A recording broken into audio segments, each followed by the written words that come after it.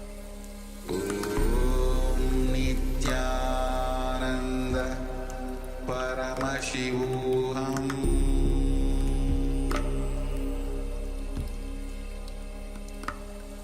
Om Nityananda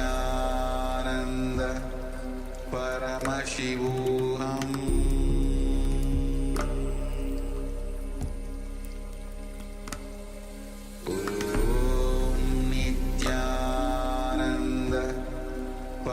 Paramashivoham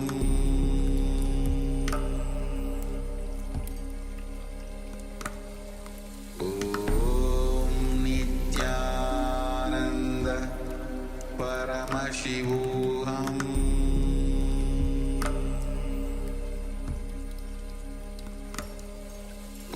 Om Nityananda Paramashivoham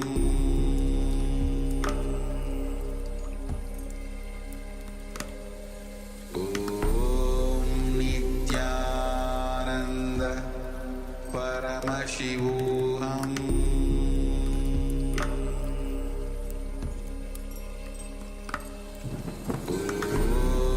Nityananda Paramashivoham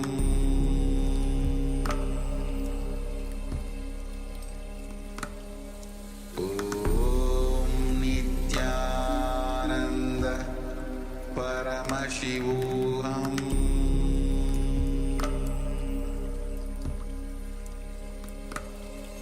Om Nityananda Paramashivoham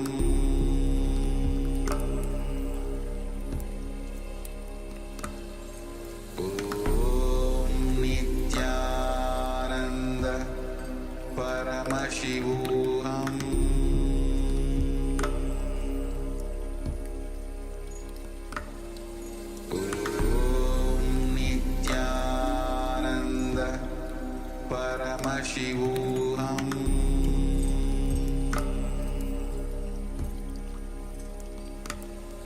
Om Nityananda Paramashivoham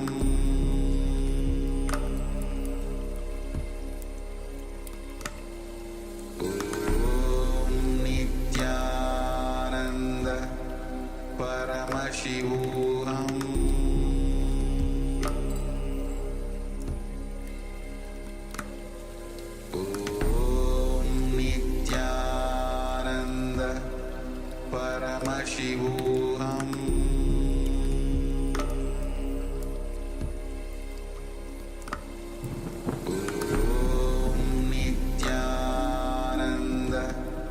Paramashivoham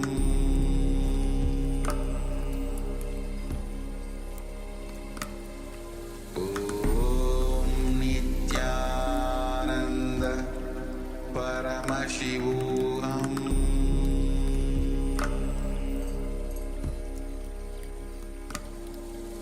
Om Nityananda Paramashivoham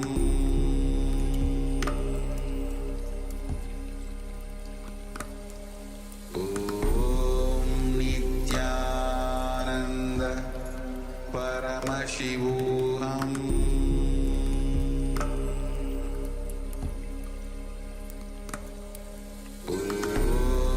Nityananda Paramashivoham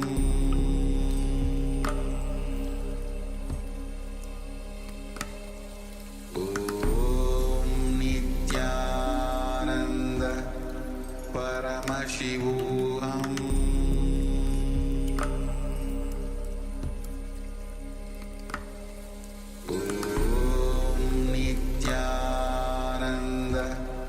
Paramashivoham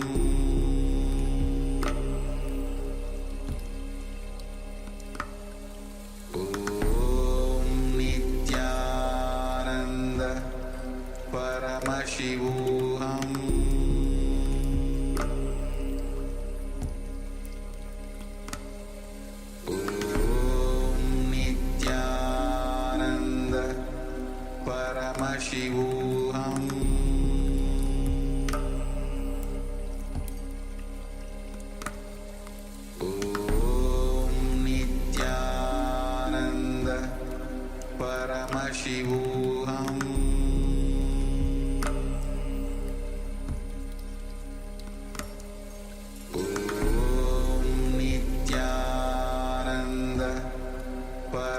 Paramashivoham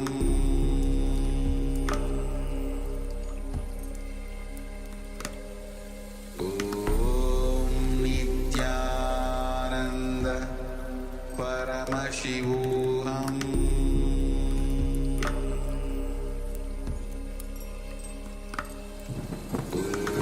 Om Nityananda Paramashivoham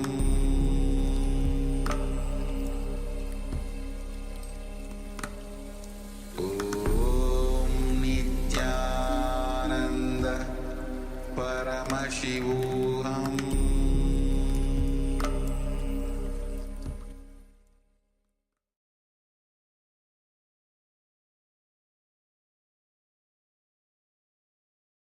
Right, you can relax now.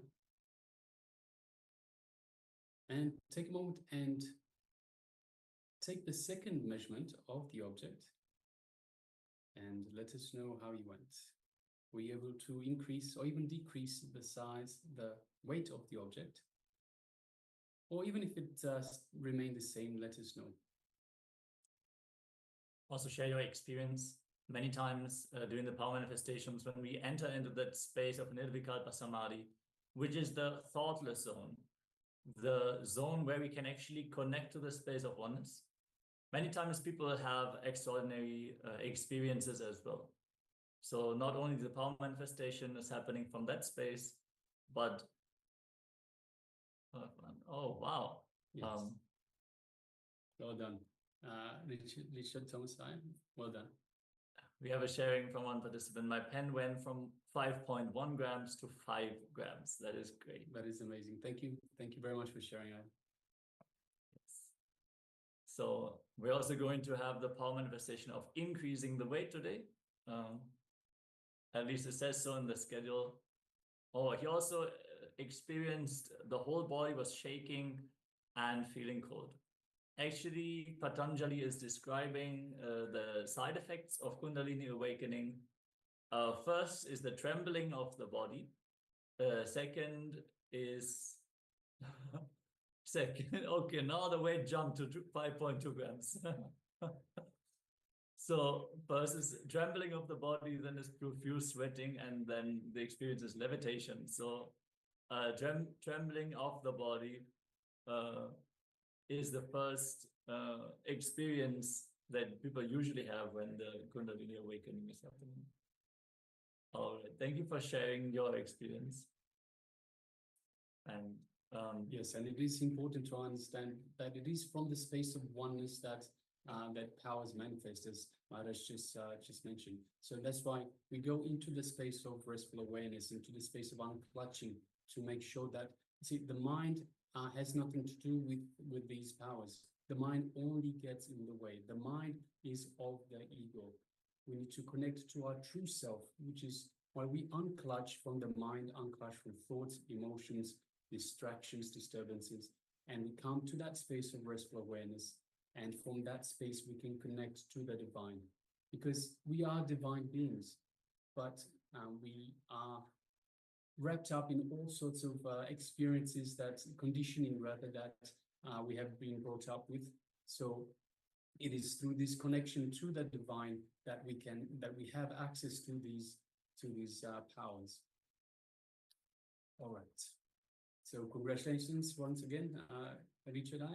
Well yes. done, Richard Thomas. And we definitely want to encourage all the participants in the other social media channels as well. Even if you are yet to manifest the power, here it is important when we don't experience a change in weight, we don't say we did not manifest the power, we're yet to manifest the power. So the power of words is very much real, and the kind of verbalization that we cherish inside determines the experience that we create. So instead of saying, I did not manifest the power, we say we are yet to manifest the power, because we have manifested power. But like, for example, you want to drive to a certain location. When you're on the halfway to that location, you haven't reached the location, but it is not that you are not traveling there. So while manifesting the power, you're connecting and you are generating the energy that is required for the change to happen. Just because it has not yet flowered, it has not yet expressed, doesn't mean that the manifestation is not happening. Just more power needs to be manifested for the expression to fully happen. So it is important that we don't just say, oh no, it's not working for me. Maybe someone else can do, I cannot do. All these things get in the way and they have to be completed afterwards, because once we create an idea, we kind of stick to it. And in the end, we believe it's real. Well, it's not. We all have this as our possibility, and we can all manifest these powers. So we encourage everyone to continue manifesting, however much the weight has changed or not. You are manifesting the power, yet to manifest it fully. Yes, and it's important not to give up. See, imagine you are traveling on this highway from point A to point B, and you're almost there, but you're not seeing the end result, the end location. So you say, hey, I've tried driving all this time, I haven't seen it. Let me give up. So it's important that you continue practicing, because we do have access to these powers. But see, because of these patterns that are in the way, it stops us from seeing the location, the end result. By manifesting these powers, we also do completion. So this is a secret that everyone needs to know. By manifesting these powers, the patterns that we had that was stopping us from manifesting before also get diluted, also disappear when we manifest these powers. Yeah, we have one question in the chat. Can I get rid of my underweight in that way? That is actually a great question, because many times when we manifest the power of increasing the weight, in particular, the female bodies will have a problem with that, because there is like a strong identification with the own body weight. There are certain ideas about what weight means in terms of society, how other people perceive us, our personal goals. So the power manifestation is a great way to break these ideas also. So understand, yes, you can change your weight. The powers are described from being as light as space to as heavy as the heaviest object which is in existence. So you can create the weight of anything by however much. So there is no limits. Swamiji has shared his experience when he was initiated into this power manifestation. He was just playing around with it, and he was walking to his grandmother, and the whole house was shaking under his weight. And he had lost control. He didn't know how to reduce the weight again. So he had to ask for his guru's help to reduce the effect. But it is not a permanent change. Unless you manifest the power again and again on the same object, the frequency will not be held at that level. It will go back down naturally. So even if you increase your weight to a ton, you'll not remain like that unless you actively work on it again and again. And then you can remain in that state. So great question. Again, it is a great way to break these ideas also that we carry about our own body. All right. So thank you all for participating in this round of the power manifestation. We are going to have more rounds of power manifestation, different variations of the same power. So we're going to manifest it on different objects, in different scenarios where we are breaking the ideas that we carry about how power manifestation happens, how things should happen. So keeping objects far away from us, even out of sight. All these things are not at all related to the ability to manifest the power. So we don't need to necessarily see the object in order to change its weight. Swamiji even shared that we should all be able to manifest this power while we are sleeping also. So the state of consciousness also does not matter for the power manifestation, since it is from the superconscious space, from our original state. So that state is transcendent through all the states of consciousness. And we can manifest these powers in every scenario and every permutation, combination. In fact, we intentionally increase the difficulty bit by bit, just so we actually put you out of your comfort zone. So for this very reason that Maharaj just mentioned, for you to get comfortable in any situation, for you to understand that it doesn't matter the situation of the power, how you want to manifest it, you can manifest it. So that's why we increase it a little bit at a time, just push you outside of your comfort zone each time, a little bit more, so that way you get the confidence, and you say, no matter what, I can manifest this power, no matter what the situation is. So that is why we have the different levels, and we increase the difficulty levels as we go slightly, ever so slightly. Yes, and Swamiji would always continue giving breakthroughs in power manifestation. The moment the Balasans, the child saints of the Nityananda Gurukul, they got comfortable in manifesting the power in a certain way, he would completely reinvent it. Once he made them, they brought one phone, and he made them take a screenshot of what they saw with their physical eyes and save it on the phone. Manifesting the power of simply storing information on silicon, because it turns out that silicon actually responds very well to consciousness. So it seems to reflect the superconscious energy in a very particular way. And the great thing is, the more you manifest the power, the less the doubt, because we learn about this world based on the ecosystem in which we grow up. So from young childhood, we develop certain ideas about ourselves, about other people, how to relate, how to behave in society, what is our possibility, what is our end goal of life, what is this purpose, why are we here? And some things are contradictory to what is actually real. And these are the kind of things we need to reflect, which we need to make redundant. And power manifestation is a great way, because it's just so beyond what we experience in our day-to-day life. And when we experience it, you will see, yes, all these things don't matter anymore. It's not binding me to a smaller identity than what I actually am. So the more you manifest powers, you will see all of a sudden, you will be more confident when talking in public. You will not have any fear of public speaking, because that whole concept is so small. The whole identity that we think we are, which can be hurt by others' opinions, all of a sudden is redundant. If I can move a planet by my will, why does this matter?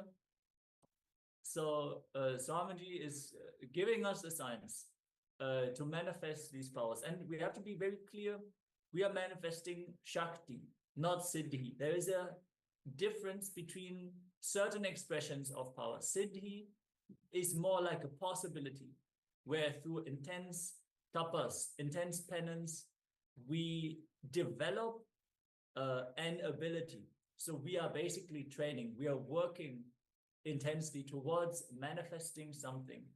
And then there is Shakti, simply through the initiation, the grace, by a master who has already realized this. Shakti only manifests when an avatar is landing.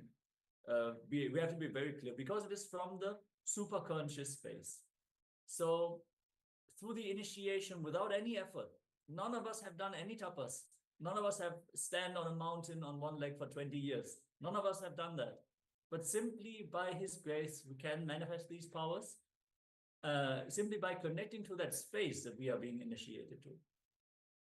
So since today, we are learning about all the different kinds of karma, how our life experiences are generated, why we come down to this planet in the first place. It is all based on the experiences that we had in the past.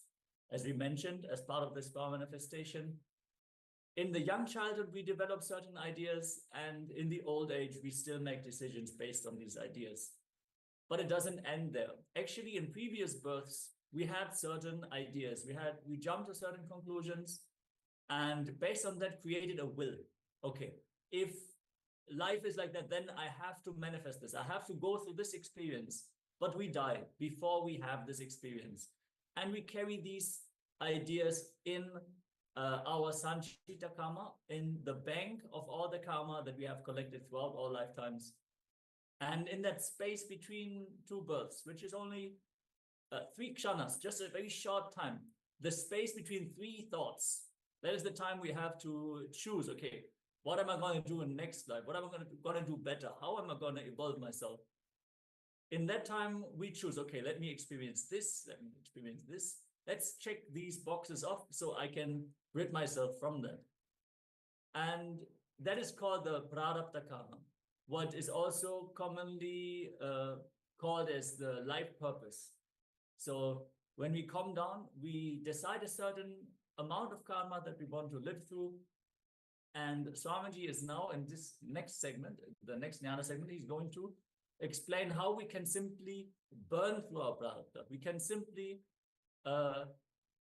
get rid of these bondages that we have created in past births and simply go beyond what naturally we set out for. So we can break these limitations that we have created for ourselves. Let us listen to Swamiji as he is sharing the deeper cosmic insights.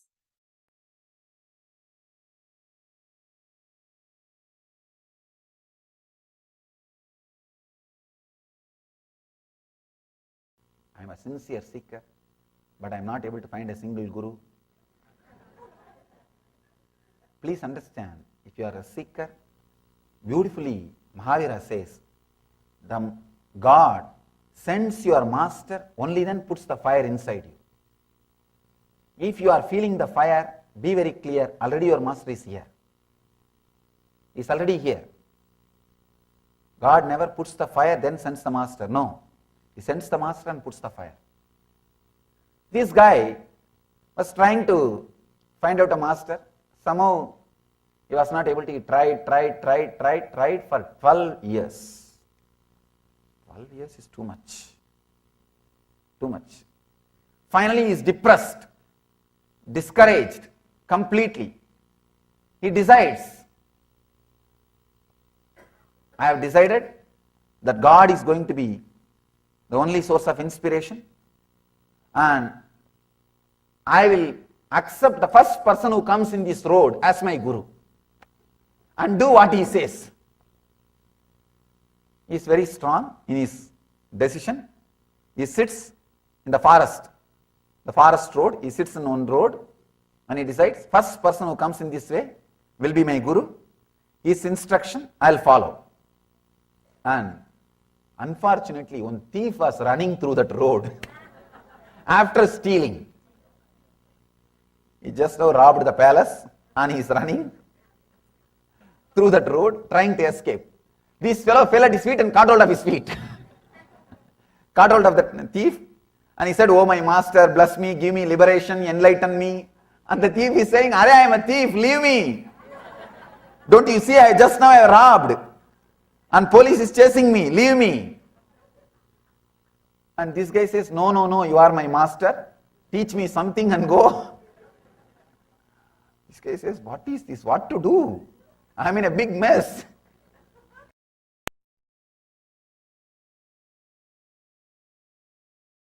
See, you say, I am your guru. This guy says, yes, you are my master. All right, then do what I say.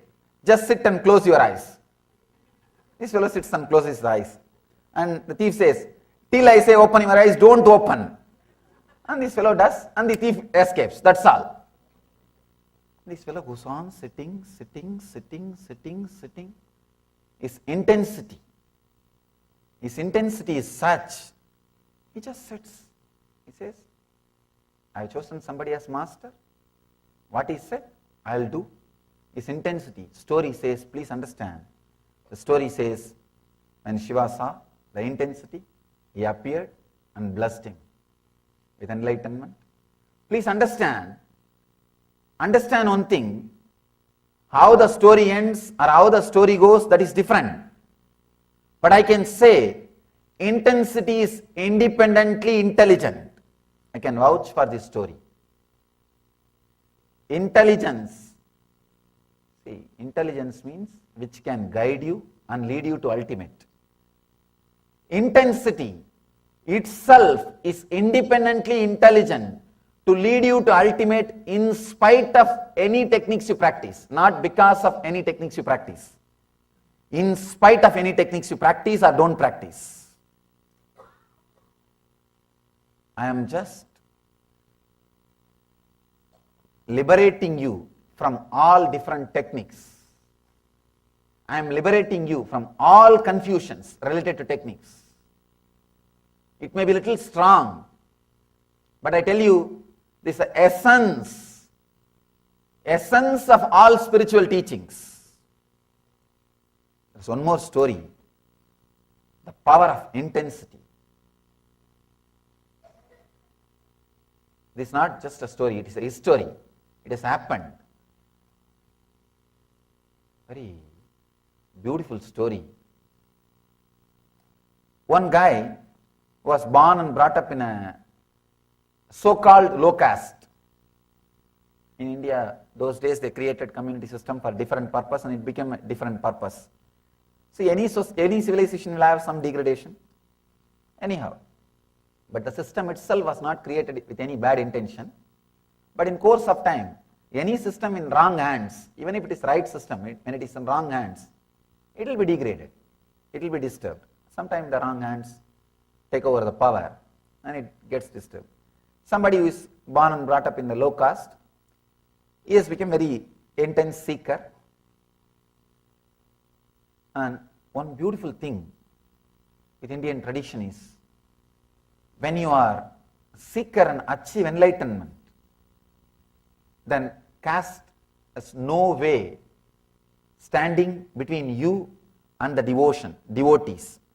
If you see the 63 Nayanmar Smoothis, the Saiva saints who are there in our temple, more than 80% are the so-called low caste. More than 80%. They are all respected and worshipped by all high caste people all over the world. So when it comes to intensity, once you prove you are intense, the caste, community, nothing stands. You are worshipped and respected. This guy, he starts his seeking and he wants to take initiation from certain teacher. He is not an enlightened master, from a certain teacher. But the teacher was little arrogant and he is bothered about the community and he says he will not initiate him. And this guy goes on thinking how to take initiation from him. The teacher lived in Varanasi. One of his friend, the disciple's friend, this guy says, see, the teacher lives in Varanasi. Early morning, he will come for the Ganga Snan, taking bath in Ganga. So usually, if he misses a step or falls, he will shout Ram Ram.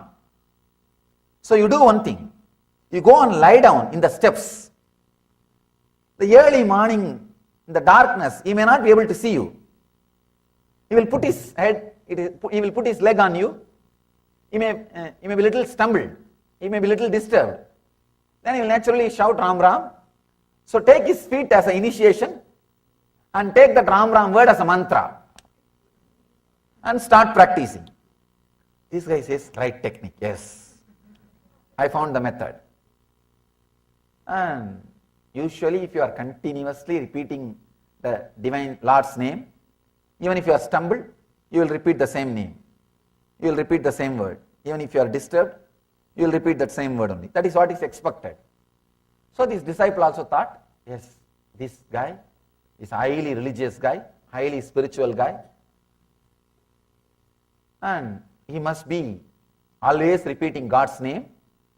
So when he puts his feet on my head and little imbalanced, little shaken, he will naturally say Ram Ram or some divine name only, whatever he is repeating.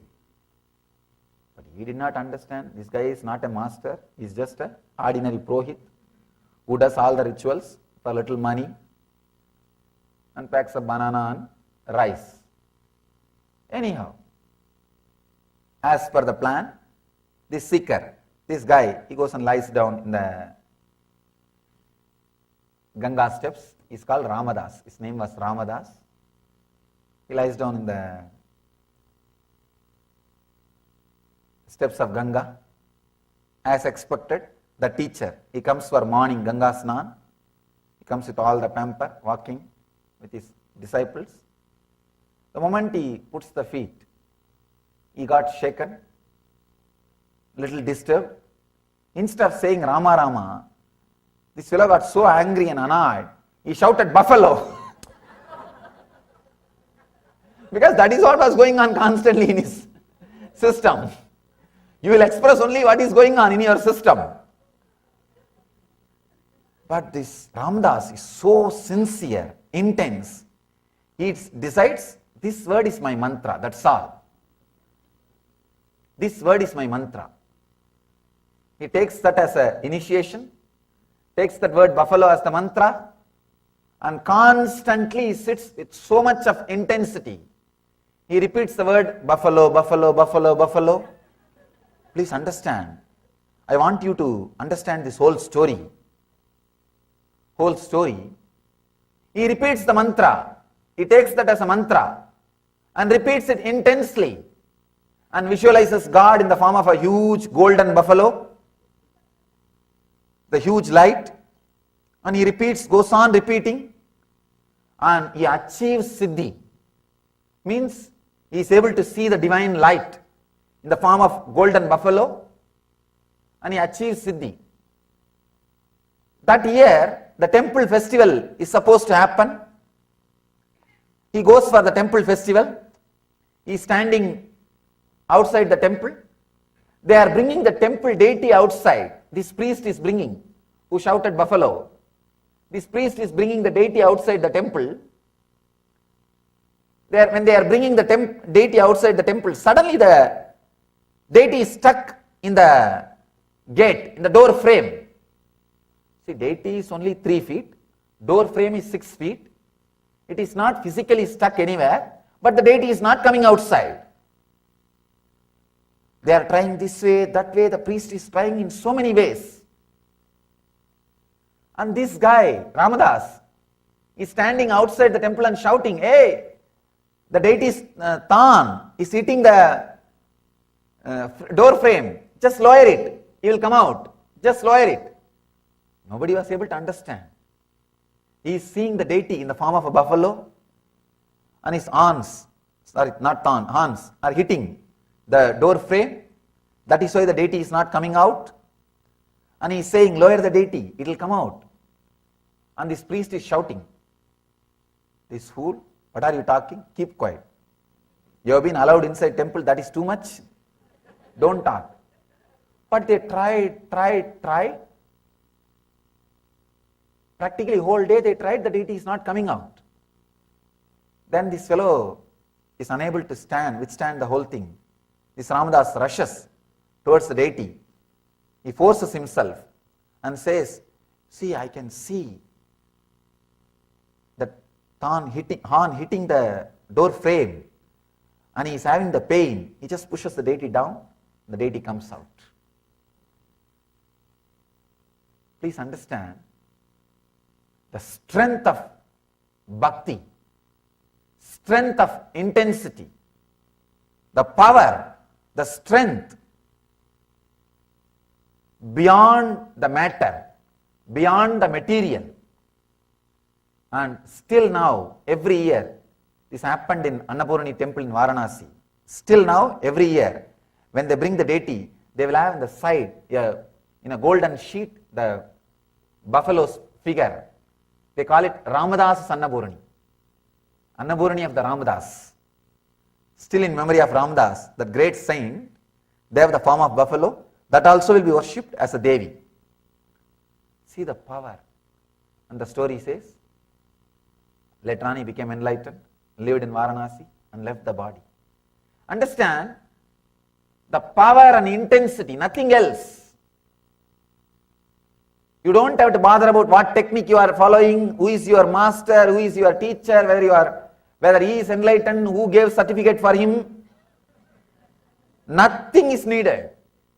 All you need is this one thing, abhyasa vairagyabhyam tat nirodha. The intense, constant practice You see the 63 Saiva saints' life, the Nayanmars, you see all their murtis in our temple. I think we have their biographies, simple biographies, in the form of books. It is available. If you find time, just go through. It's not that they have done some great tapas, meditating 8 hours per day, doing this pranayam, that Ada Yoga, this Ada Yoga, so many. They have not done all these things. If you see some of them, simple people, all they did, just plucking flower from garden, making garland and putting it on the deity. That's all. Nothing else. But intensity. Just intensity. Nothing else. Simple practice. One guy is a criminal actually. All he does, if somebody talks against Shiva or Shiva's devotees, he will cut the tongue. That's all. Of course, I am not saying you do that. Now, what I wanted to say, the intensity, just the intensity, nothing else. The abhyasa and vairagya, intense practice, everything else will fall in place. What happened in Ramakrishna's life? Just intensity, abhyasa and vairagya. Somebody asked Vivekananda. Vivekananda is a great intellectual. They asked him, do you accept idol worship? Your country goes on worshipping idols. In India, sometimes it becomes too much. The British time, when they created highways, first earlier, originally the British people have started painting all the highways in the yellow paint. The big problem, every village they started worshipping and building one temple around that stone. See, any stone with yellow turmeric powder is a deity for us.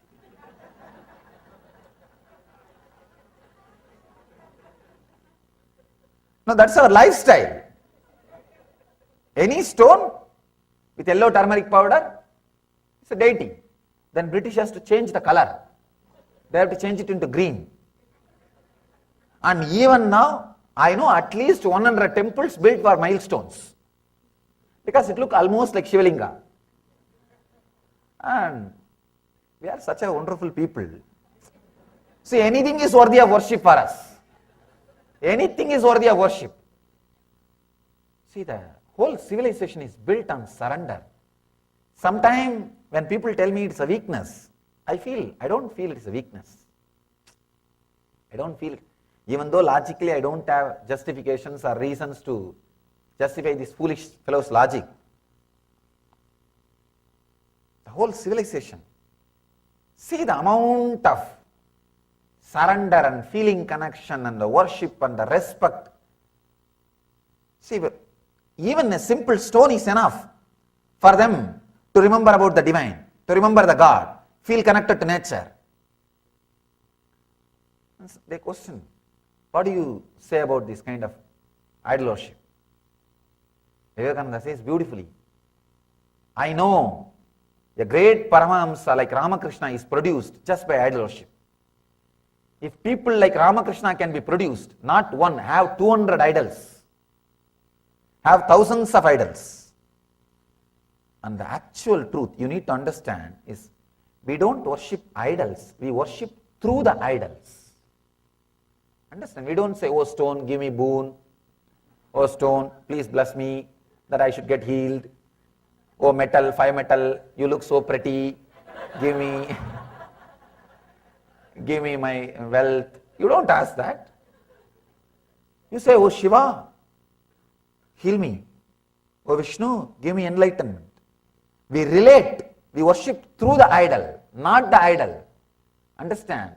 When you see the deity, idol is not remembered. If you remember the idol, the deity is not remembered. There is a beautiful,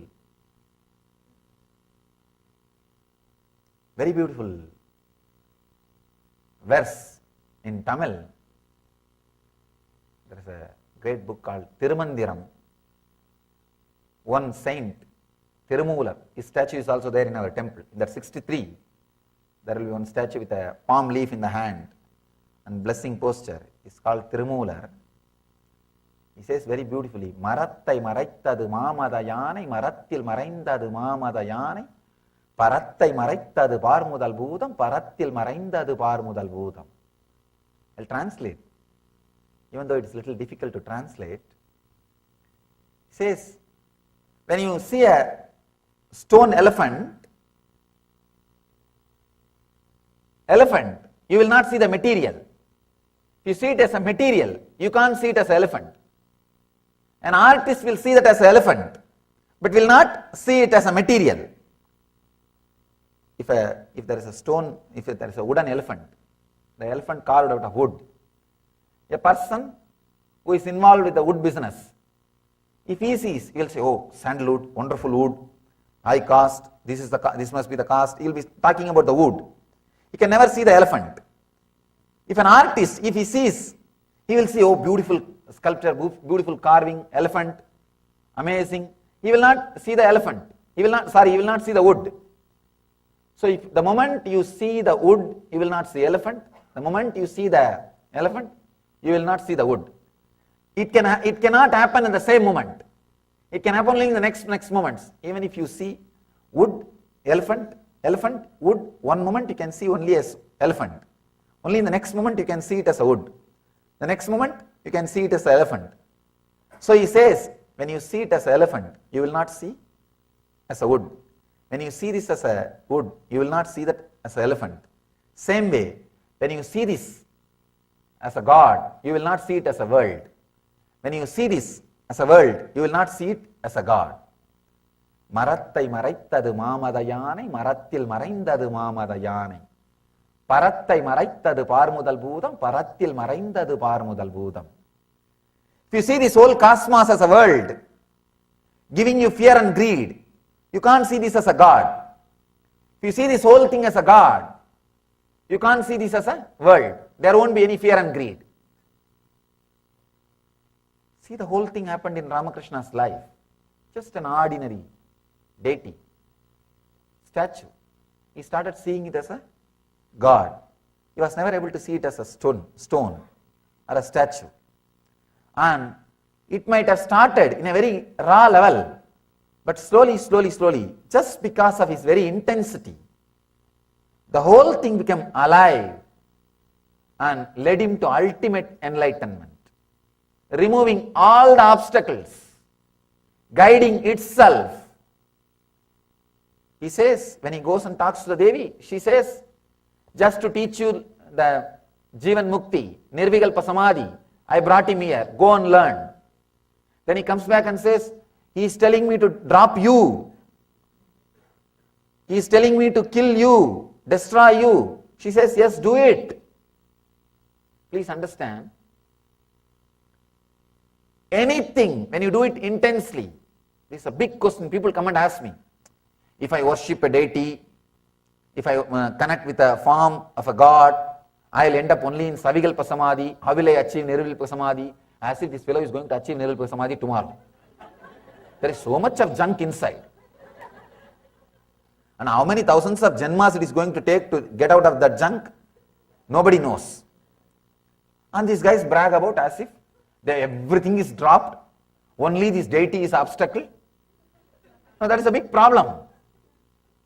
That's a big problem with these Vedantis or the intellectuals. In India, villages, I always tell this one example, Indian villages, they burn the dead bodies. They will use a big stick, big bamboo to burn the body. Once the whole body is burnt, they will throw that stick also in the same fire and that also will be burnt. Same way, use master's form or God's form to burn the attachment with all other forms. When all other forms attachment is dropped, this form is intelligent enough to disappear by itself or guide you to beyond the formlessness. The master's form or the God's form is intelligent enough to lead you to beyond all the forms and lead you to very form itself. So Kali says, yes, go beyond my form, cut the form. And I can say That is the moment of ultimate gratitude. Ultimate gratitude. He has liberated you from everything and liberates you from himself also. Liberates you from himself also. Then suddenly you will see his form will not be there anymore in your inner space, but you know he is there. He is there. He is there. Intensely present. Intensely present. As long as you feel connected with the form, sometime you will see he is present, sometime you will see he is absent. And you will struggle to feel connected, maintain that feeling connection continuously. You will struggle to feel the connection continuously. When you are able to feel connected to him beyond his form, you are liberated even from that form. You will see suddenly his presence is there intensely, continuously, and guiding you, radiating. Actually, the form and formlessness, this whole trouble can be solved with this one sutra. In one bookshop, there was one bookshop where the Brahma Sutra, Sankara Bhashya and Ramanuja Bhashya both were displayed. I can say these two books created a lot of good things and a lot of fight. One guy came and asked, one volunteer was standing, what is the difference between Shankara Bhashya and Ramanuja Bhashya? That volunteer said 45 rupees. Understand, that is the difference. That is the difference. With intensity, both can lead you to enlightenment. Without intensity, nothing can be done. With intensity, what you practice is not at all a problem. All you need is intensity. There's a beautiful story of a master called Sakya Nayanar. In that 63 Nayanmars, he is on Nayanmar. He was forced and converted into Buddhism in the young age. That time South India, a lot of Buddhist monasteries were there. He was forced and converted as a Buddhist. But somehow he strongly felt connected with Shiva. But he can't worship Shiva. What to do? He has kept on Shivalinga in the garden, in the monastery. Every day morning he will come and throw a stone. Visualizing that stone as a flower, he will throw a stone. If somebody sees and asks, hey, what are you doing? He will say, no, I am only throwing a stone. We should not worship these deities. We should worship only Buddha. That's why I am throwing stone. And the story says, just by throwing stones, Shiva gave him darshan and gave him enlightenment. He became enlightened. Just intensity. What you do is secondary. How you do is the first thing.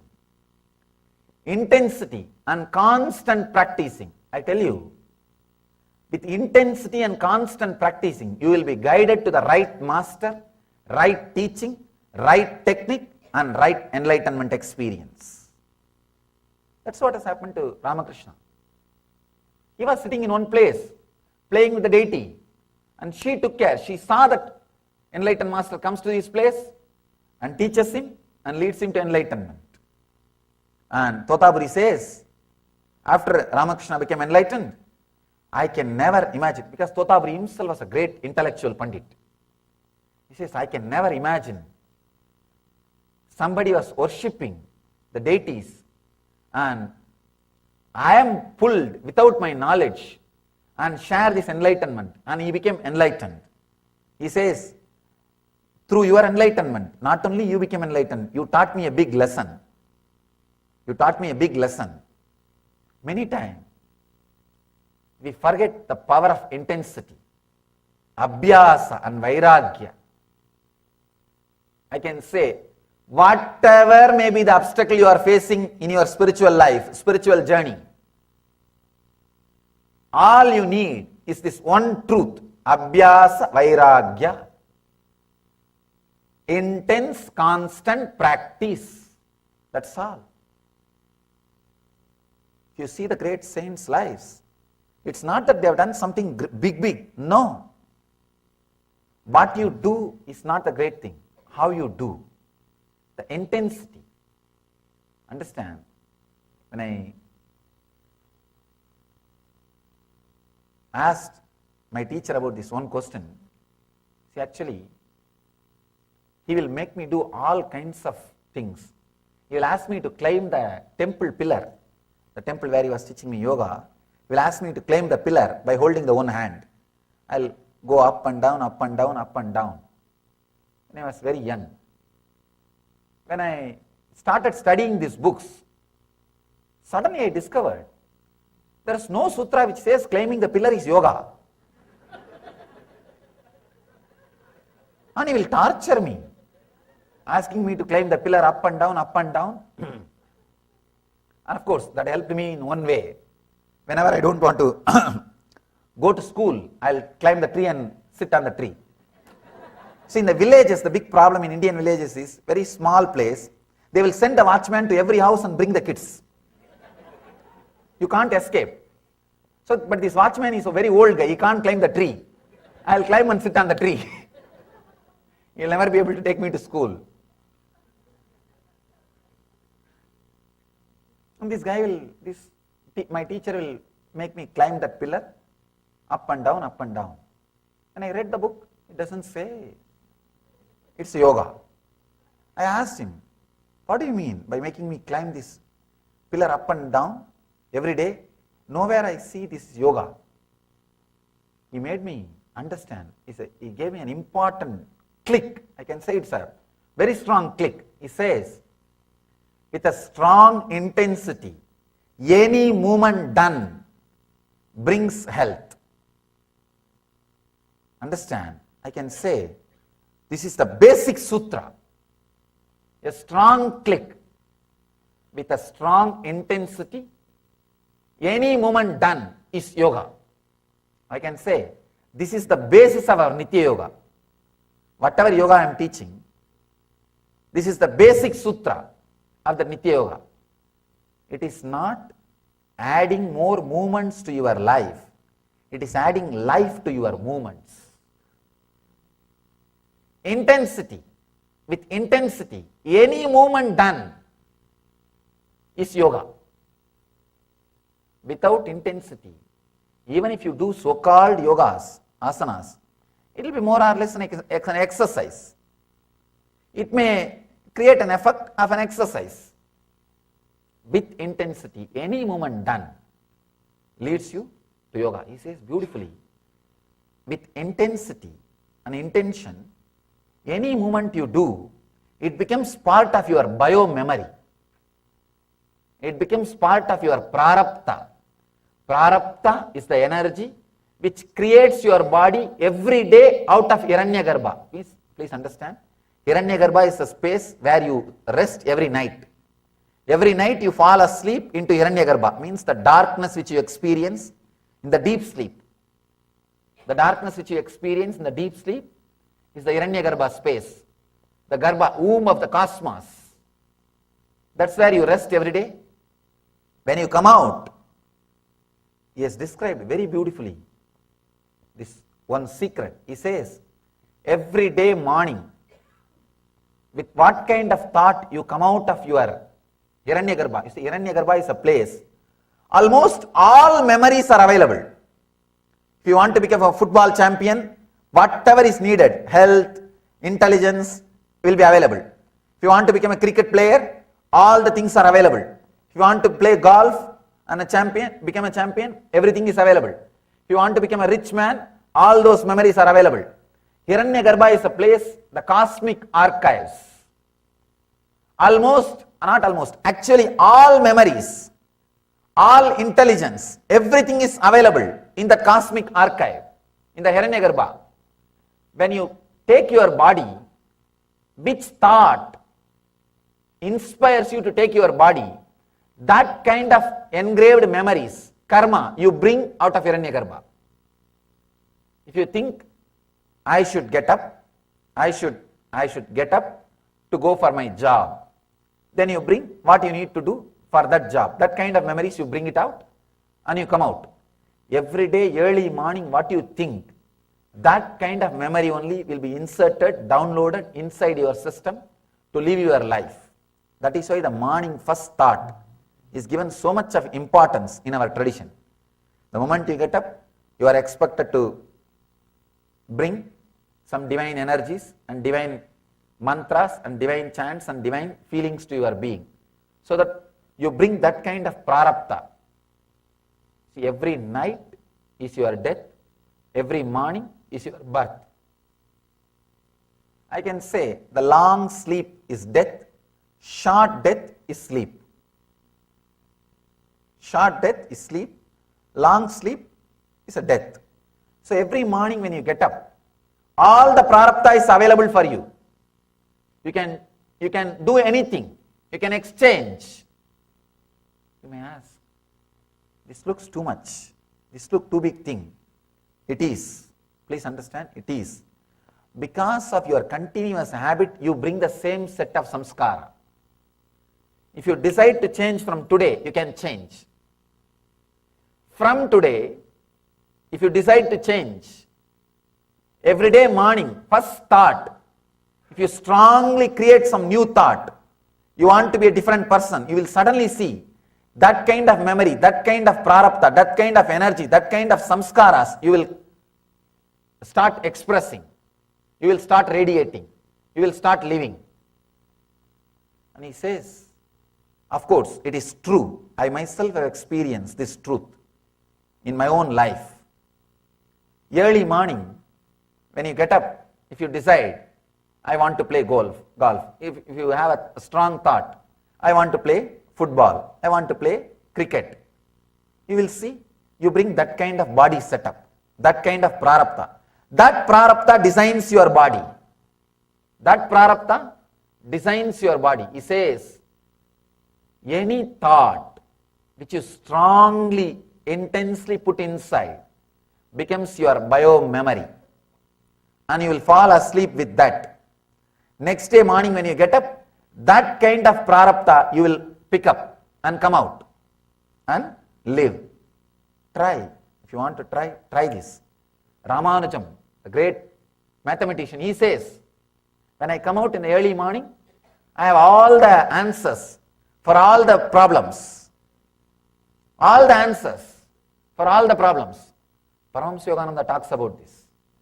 He beautifully describes how to use the power of dream, or how to use the Hiranyagarbha, every night sleep.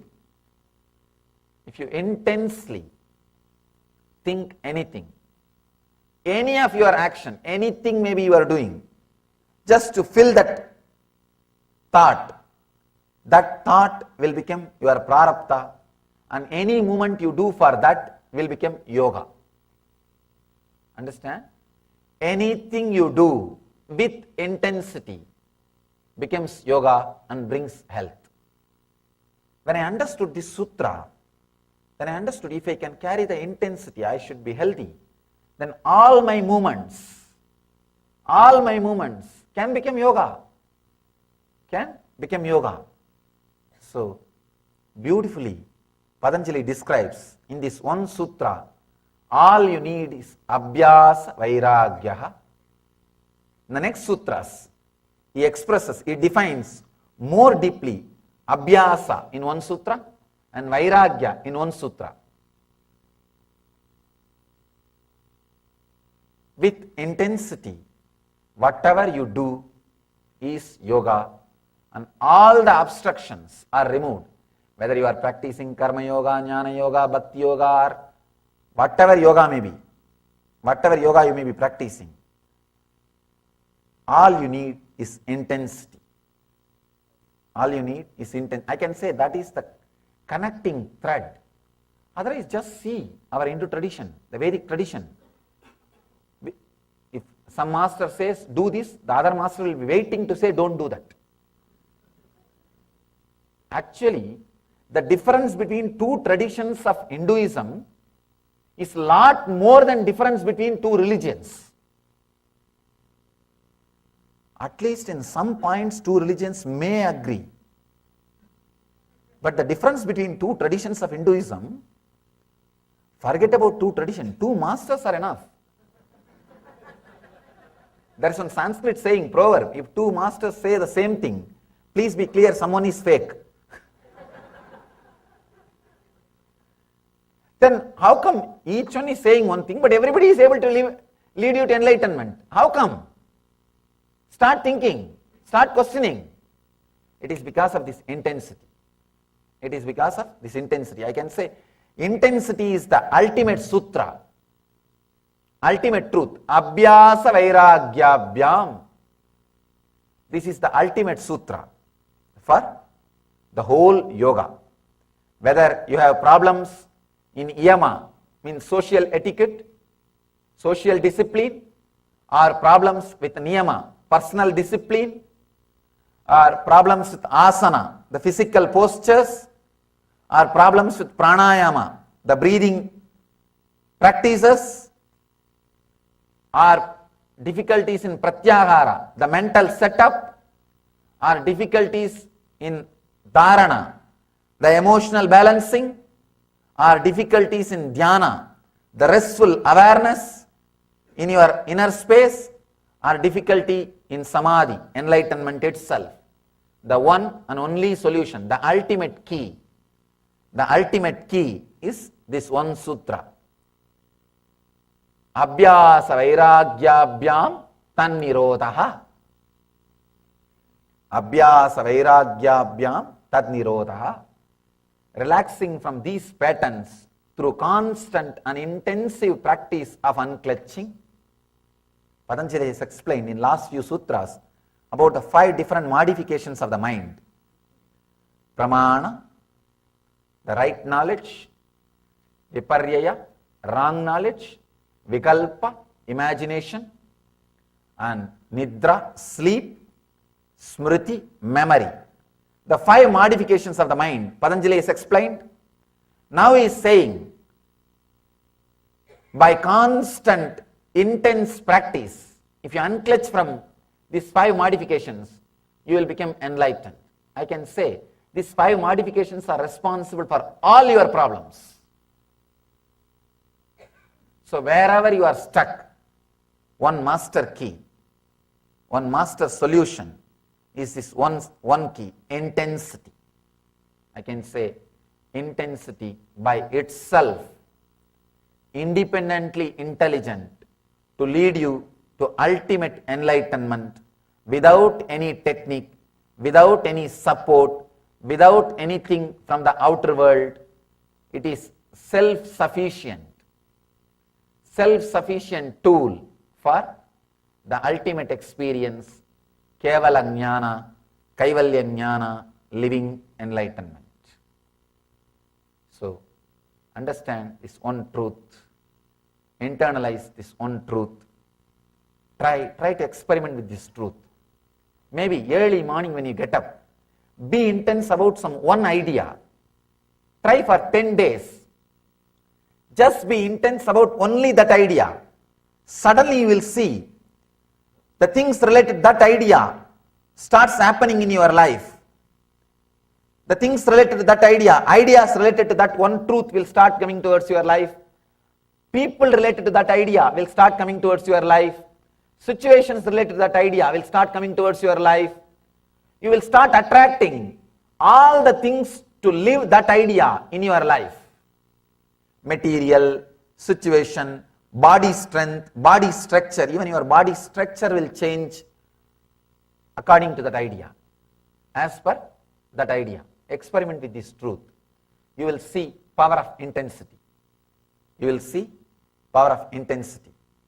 Any one idea, pick up and intensely internalize that idea by constant remembering. When you fall asleep, be filled with that idea and fall asleep.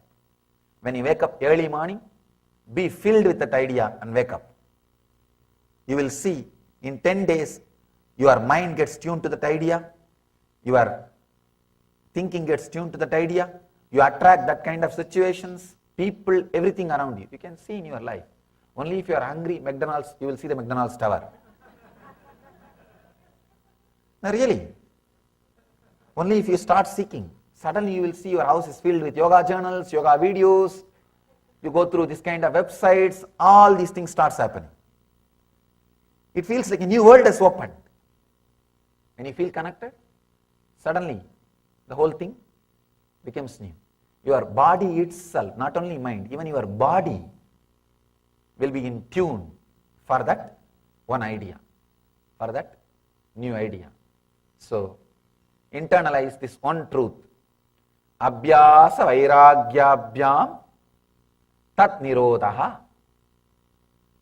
Relaxing from these patterns through constant and intensive practice of unclutching. Intensive practice of unclutching. So, internalize this one truth. The intensity, again and again and again standing up. In the Abhyasa, next sutra, beautifully Patanjali explains. He goes a step further, explaining about Abhyasa, explaining about what is Abhyasa. He gives a deeper description on Abhyasa. Just this one idea we will internalize today. I don't want to add more ideas. If I add more ideas, sometimes we miss the essence. We miss the essence. No, really I have seen. That's the reason I always work with one idea. One idea again and again and again and again it should be told, so that it is completely filling your being and you are internalizing this whole truth. Otherwise we miss the truth. We are waiting to miss the truth. That is a big problem. Sometimes we miss the truth if too many things are added. So I leave you with this one truth. Intensity is independently intelligent to lead you to ultimate enlightenment without any aid, help of technique or practice or anything from the outer world. Anything from the outer world.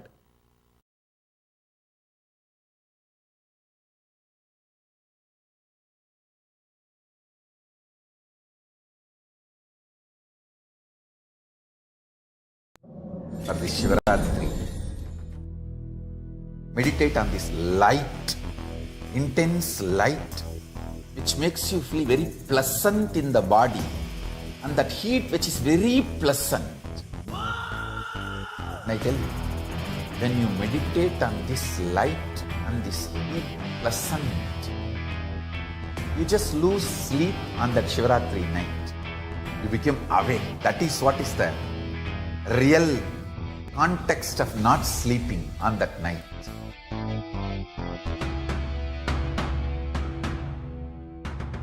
வான்வரையிலும் வளர்ந்த ஜோதி ரூபனே, தேன் சுவை தரும் தமிழின் தலைவனே, மான்மழுவினை ஏந்தி நிற்கும் ஐயனே, கைலாசம் தந்த நித்யானந்தனே.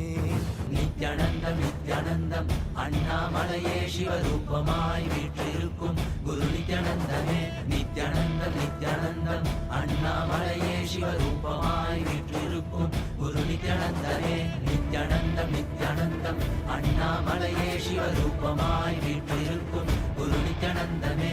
நித்யானந்தம் நித்யானந்தம் அண்ணாமலையே சிவரூபமாய் வீற்றிருக்கும் குரு நித்யானந்தமே.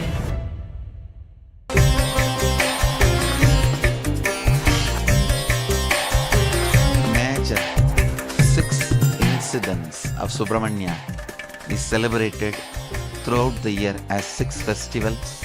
The day he appeared is celebrated as Thaipusam.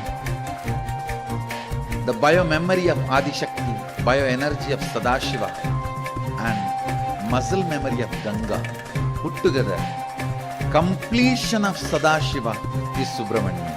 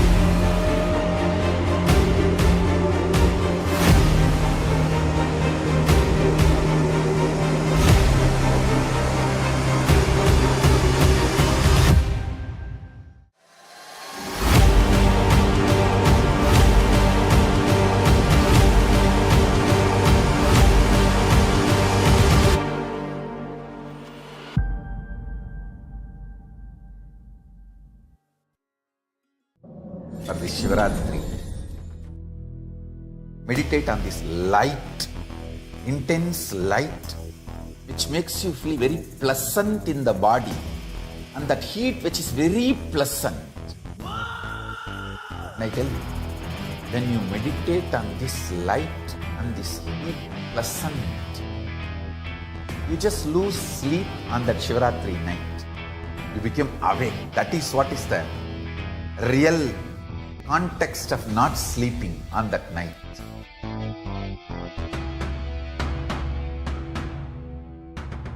வான்வரையிலும் வளர்ந்த ஜோதி ரூபனே, தேன் சுவை தரும் தமிழின் தலைவனே, மான்மழுவினை ஏந்தி நிற்கும் ஐயனே, கைலாசம் தந்த நித்யானந்தனே. நித்யானந்தம் நித்யானந்தம் அண்ணாமலையே சிவரூபமாய் வீற்றிருக்கும் குரு நித்யானந்தமே. நித்யானந்தம் நித்யானந்தம் அண்ணாமலையே சிவரூபமாய் வீற்றிருக்கும் குரு நித்யானந்தமே. நித்யானந்தம் நித்யானந்தம் அண்ணாமலையே சிவரூபமாய் வீற்றிருக்கும் குரு நித்யானந்தமே. நித்யானந்தம் நித்யானந்தம் அண்ணா. Yes, welcome back. After this very powerful session where Swamiji shared about intensity in so many different aspects. Intensity itself is the ultimate key. Whatever you want to achieve, it goes beyond any technique that you practice. Understand, at any given moment of time, actually all possibilities are available to us. But based on our habits, based on our ideas, our cognitions, we create the reality that we have experienced until now again and again. The same kind of situations, surrounding ourselves with the same kind of people, and performing the same kind of actions. So many times we want something different, but we don't actually change anything about what we are doing.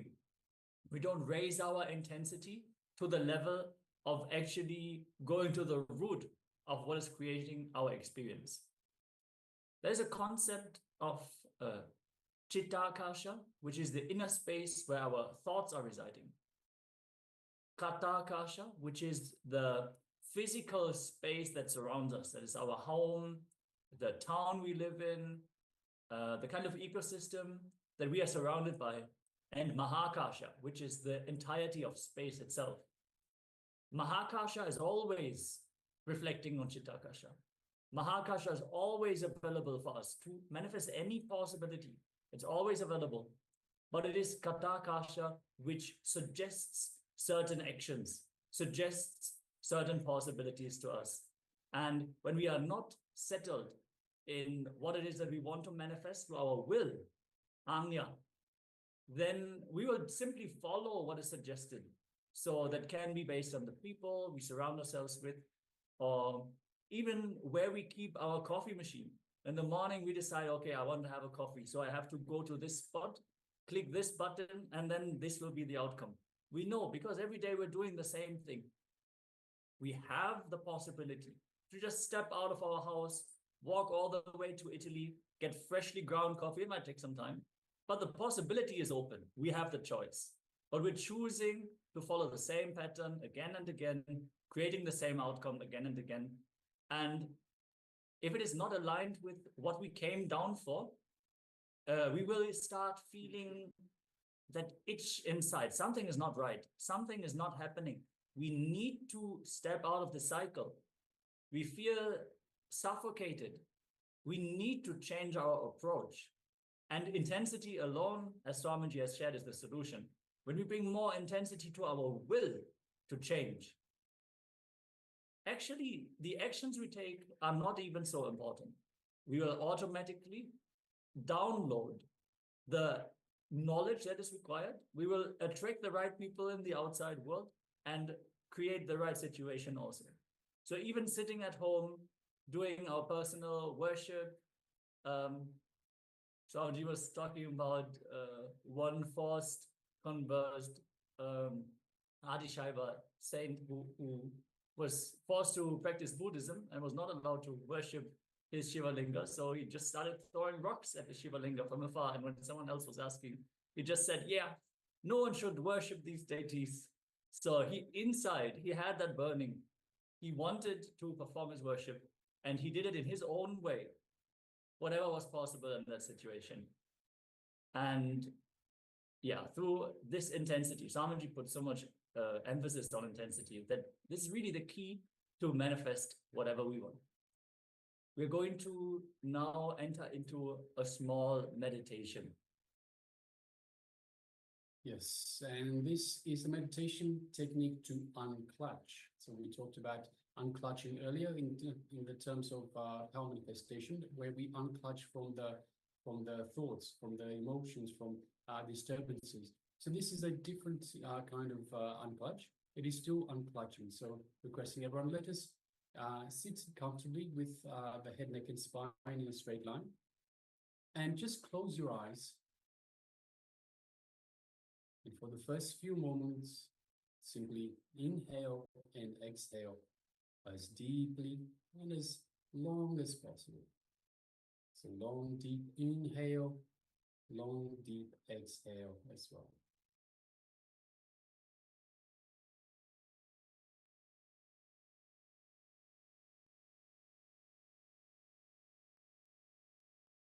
Now slowly, let us start witnessing only the incoming breath.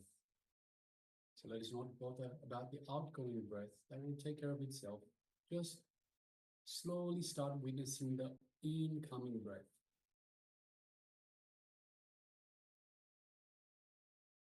Just be a witness.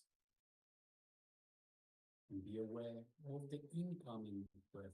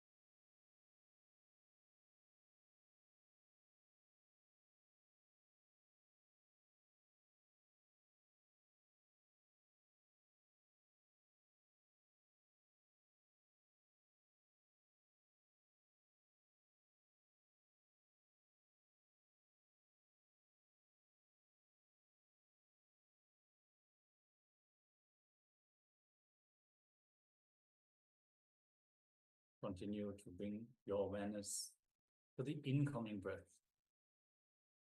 The outgoing breath will take care of itself.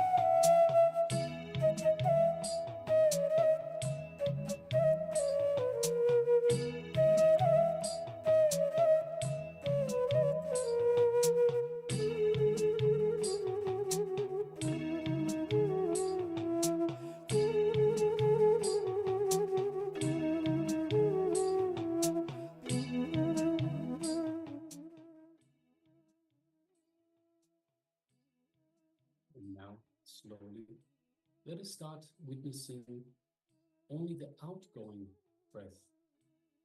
Forget about the incoming breath. That will take care of itself. Only start witnessing the outgoing breath. Please continue.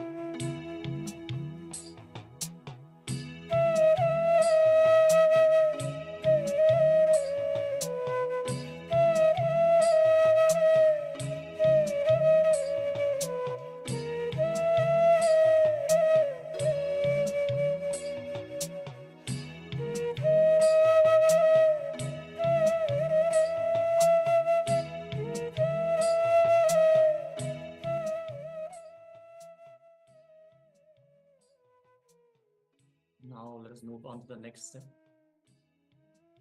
In between the incoming breath and the outgoing breath, there is a neutral space where the incoming breath returns to become the outgoing breath. Between the outgoing breath and the incoming breath, there is another neutral space where the outgoing breath returns to become the incoming breath. This is Dvadashanta, the neutral zone, where the pure consciousness resides. Now, withdraw your attention from both the incoming breath and the outgoing breath. Bring your awareness to both the neutral spaces. Let's continue.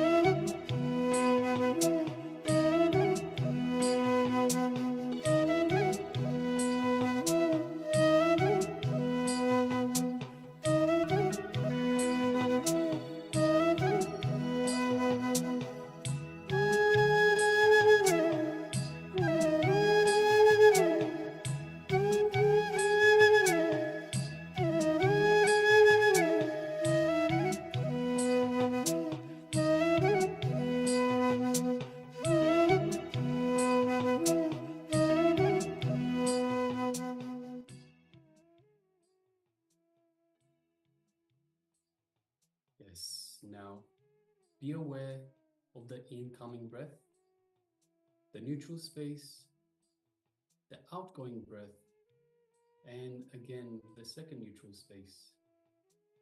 And just be unclutched. Whatever thought comes into your mind, do not connect it to anything. Don't even think that you are thinking. Everything is just completely independent. So don't connect them. Don't create one more thought.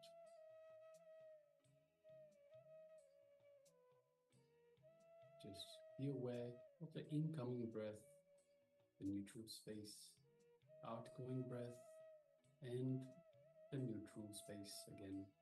Remain unclutched. Let us continue.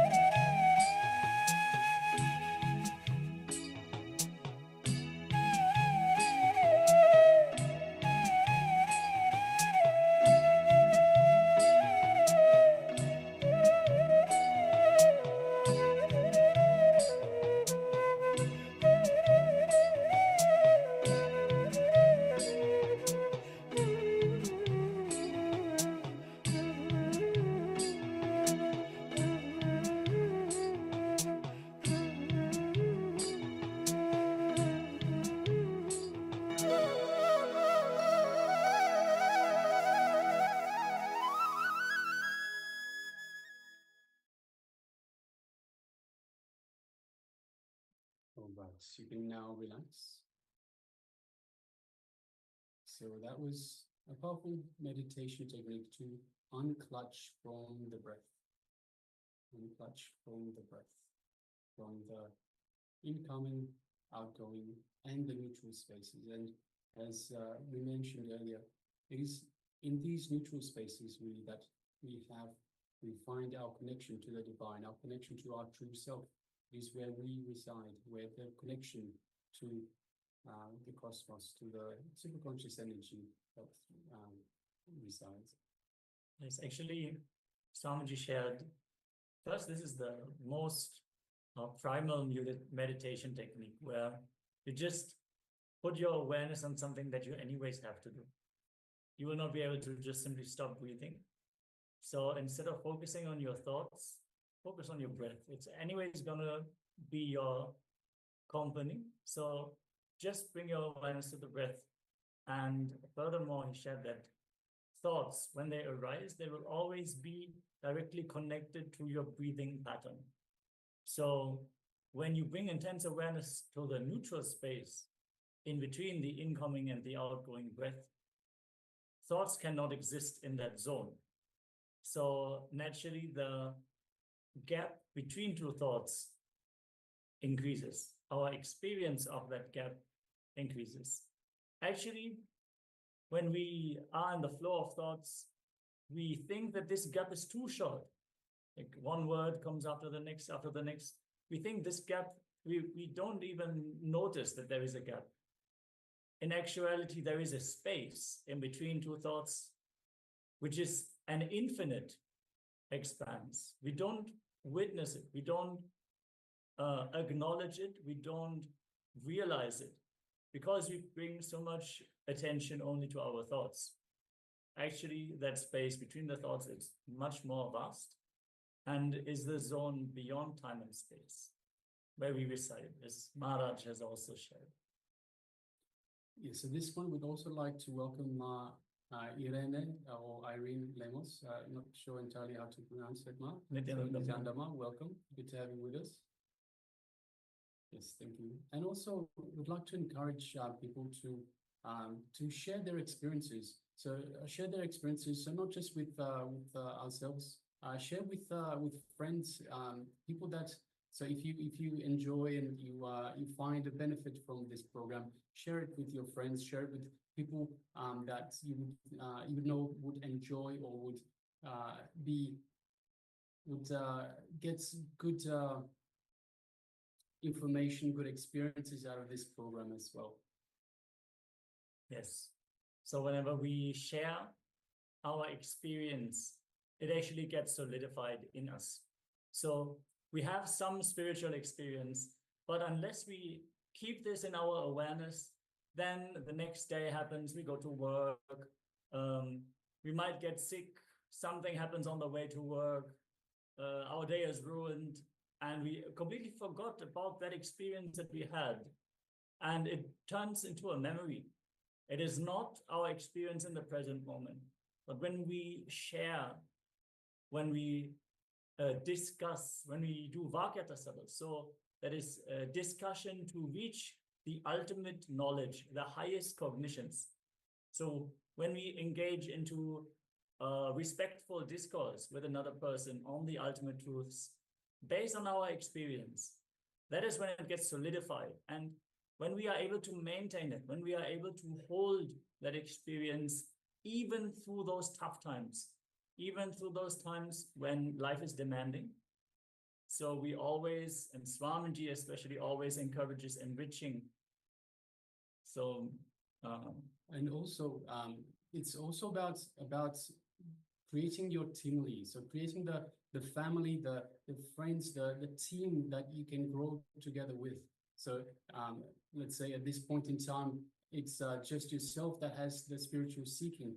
By bringing others along with you, you enrich them. Yes, and Swamiji says by enriching others, you enrich yourself, because we are all one. But more than that, so until we realize that we are all one, we can bring along the others with us to create the family, create the team, and grow together. So we can do these conversations that we can have with each other, that we can lift ourselves spiritually together. And if we look in, actually, we know that we have spiritual seekers in our circuits. We always connect to the people who are on that same frequency. So we actually do a great benefit to them, enriching them for their higher possibilities and powers.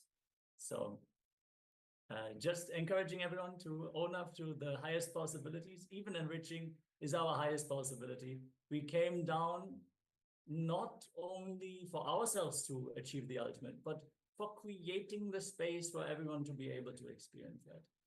So if you look inside, you will feel this is the truth. This is what we came for. We came to spread these beautiful experiences and possibilities with everyone. That said, we're now going to move to the next segment, which is going to be the next round of the power manifestation. Let's have a look. What is the next level of this power going to be?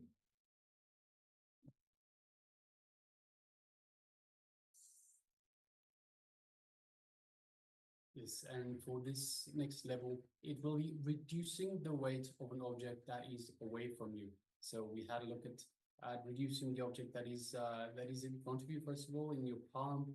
And now we're looking at reducing an object that is away from you. So we take the measurement of an object that we want to affect the weight of, then we place it away from us. So there's more distance between us and the object itself. So that this way we get past the mental setup that, hey, it's now away from me, I can't affect it. We can still affect it. Even though the distance is a little bit further, a little bit larger, we can still affect it. So requesting everyone, if you could please gather an object that you wish to affect the weight of, and take an initial measurement of the weight of the object. So make sure that it's not too heavy. If you whichever way you can measure it. So whether you have a weighing scale, so something that you can weigh, or perhaps if you don't have a weighing scale, there are applications on the mobile phone that can approximate the weight of the object, assuming it's not too heavy. And also there's other options, perhaps depending on the size of the object, you could place it into a container of water and just see the displacement of water. And so mark that displacement. Then after you affect the weight, again put it in water and again check the displacement and see if there's a difference. And another option, of course, is just simply to feel the weight. So just approximate the weight by feel, and then judge at the end whether the object is heavier, the same, or lighter. Yes, even if holding the weight will only be a subjective experience of the power manifestation, still engage in the power manifestation, even if you're not able to measure the weight precisely. It is what power manifestation is all about, is manifesting oneness, establishing yourself in the space of oneness more and more, playfully, in a way that we can enjoy, in a way that we can have that, wow, this is me, this is my possibility. Bringing that inspiration, that is what is power manifestation. So even if you fear the circumstance is not there for you to manifest it, just take the opportunity, take the jump, and be a part of this happening. We also want to welcome 2 new participants who joined. Maha Bhairavanyana Swarupini, Nityananda Ma, welcome. And Ma Jnana Swarupini, Nityananda Ma, and welcome. We're just now starting the power manifestation, where we are going to reduce the weight of an object at a distance. So take an object, take a light object at first. We are going to move to huge objects later on also. That's going to be another round. Initially, let us just take any object that we can comfortably hold in our hands.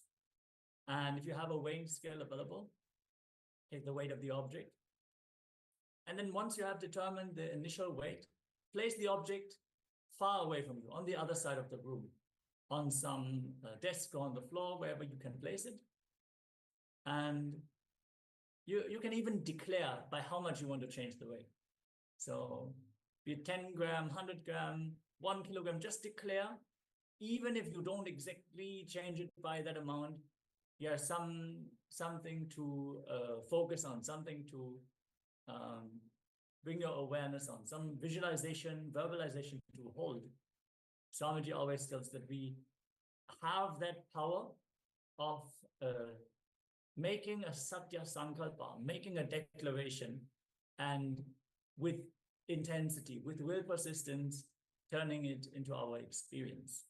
So let us make some declaration and let us manifest it.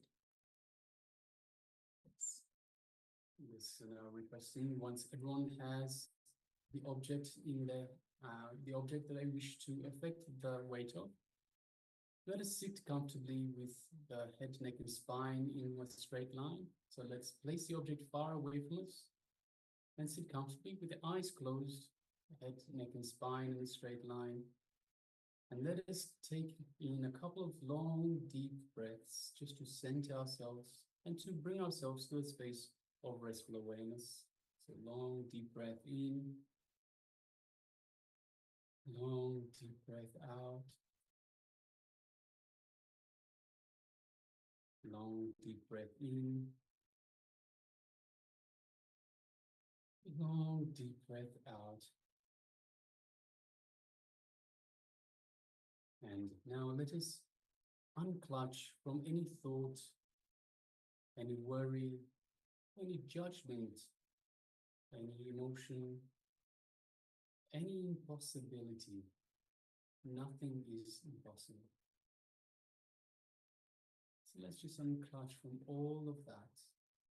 Just become a witness. Any thoughts, impossibilities, emotions, disturbances, all of that, anything comes up, just unclutch. Be a witness. As it comes up, let it go back down. Again and again, come back to the space of restful awareness. The space of no thoughts.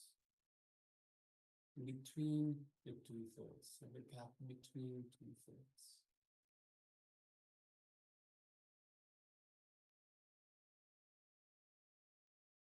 Now let us bring our awareness to our Ananda Gandha, which is just below the heart center. Let us visualize Swamiji in our Ananda Gandha, our inner space. So by visualizing Swamiji in our inner space, we invoke Swamiji, we invoke the Master in our inner space, our Ananda Gandha. Swamiji is waiting, ready for us to reach out.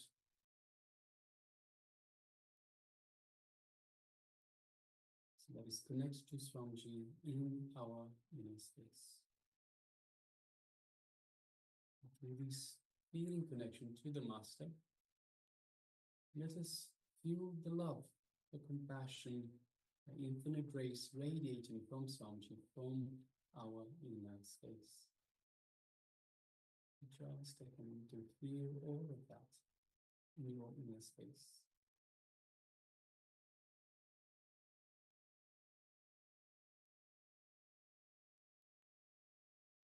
Feel the space of oneness with Swamiji, the Supreme Pontiff of Hinduism, the living avatar and incarnation of Paramashivoham, the ultimate superconscious deity.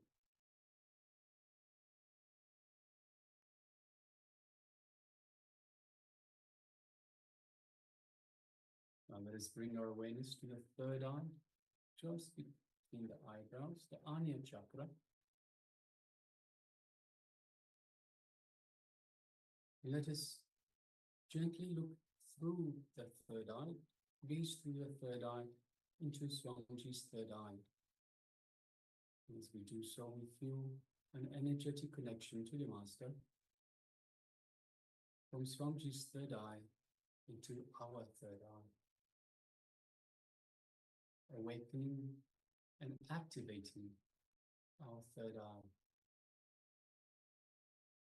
So just take a moment and feel all of that in your third eye, your Ajna chakra, just between the two eyebrows.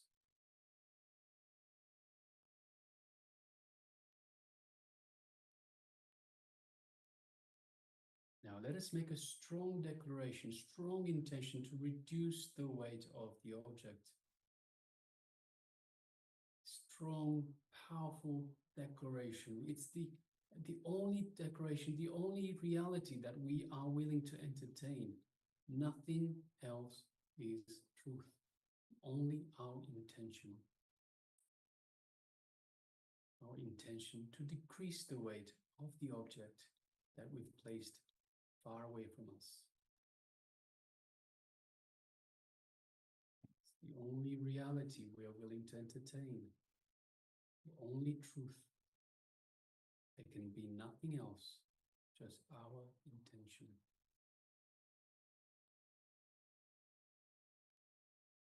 Now let us start chanting the Mahavakya to further connect to Swamiji, to strengthen the feeling connection and the space of oneness with Swamiji. Om Nityananda Paramashivoham. Om Nityananda Paramashivoham. Om Nityananda Paramashivoham. Let's continue chanting Mahavakya. And from this space of oneness with Swamiji, and from this strong intention, strong declaration to reduce the weight of the object, let us now start the power manifestation. Om Nityananda Paramashivoham.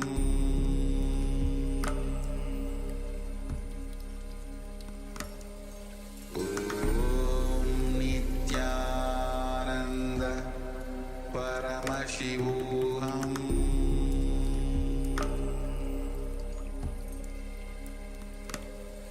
Om Nityananda Paramashivoham.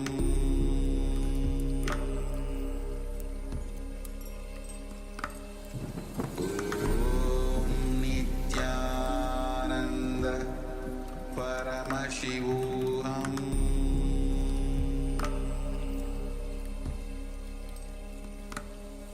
Om Nityananda Paramashivoham. Om Nityananda Paramashivoham.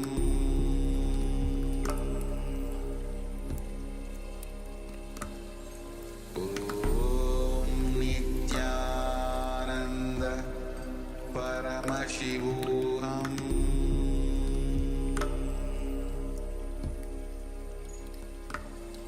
Om Nityananda Paramashivoham.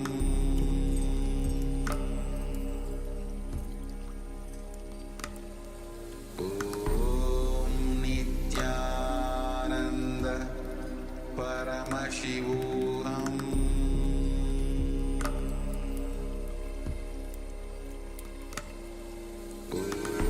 Om Nityananda Paramashivoham.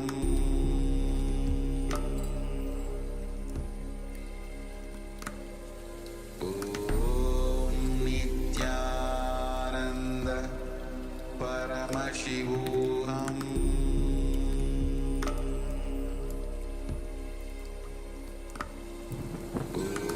Om Nityananda Paramashivoham.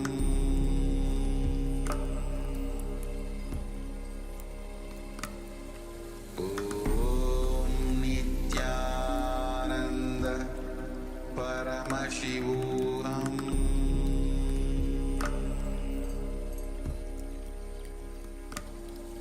Om Nityananda Paramashivoham.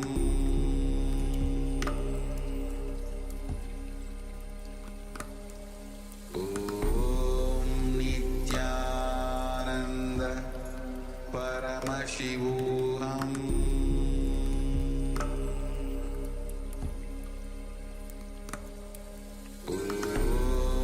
Nityananda Paramashivoham.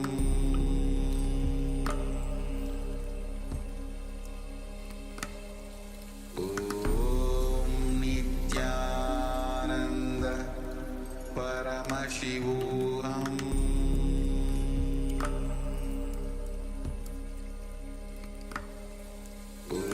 Om Nityananda Paramashivoham.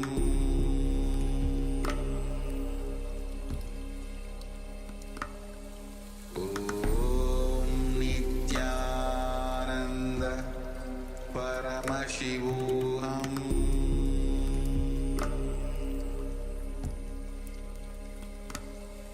Om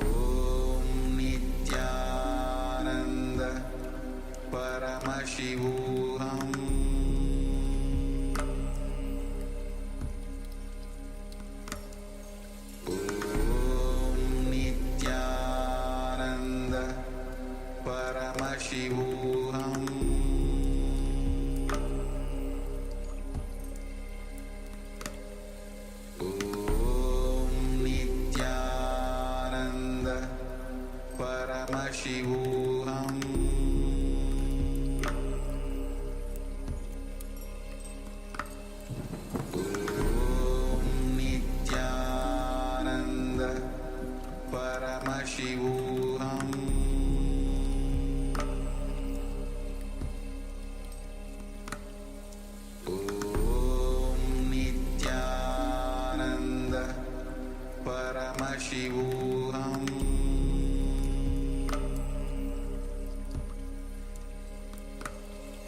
Om Nityananda Paramashivoham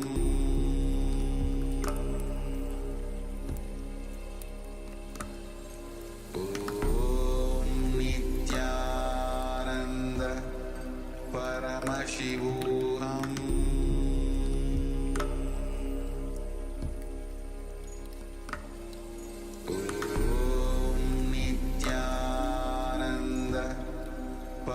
Paramashivoham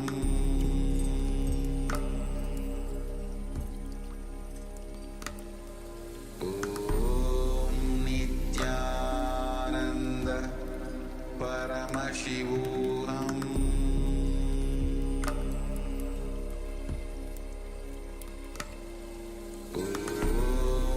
Nityananda Paramashivoham Paramashivoham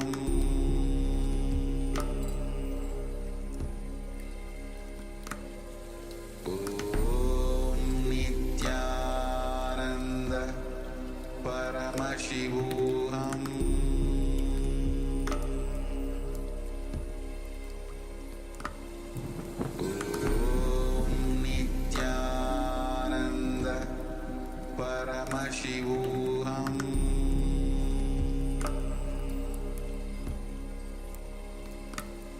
Om Nityananda Paramashivoham Paramashivoham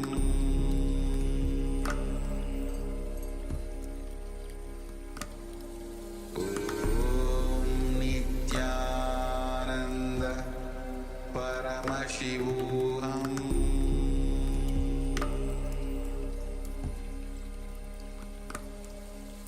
Om Nityananda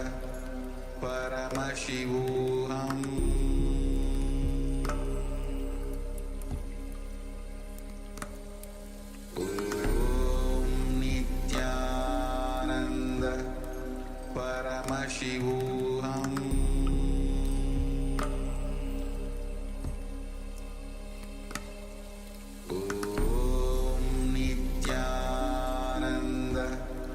Om Nityananda Paramashivoham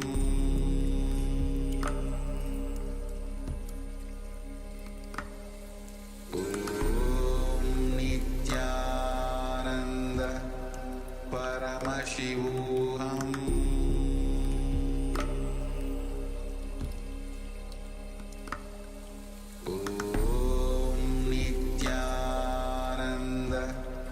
Paramashivoham Om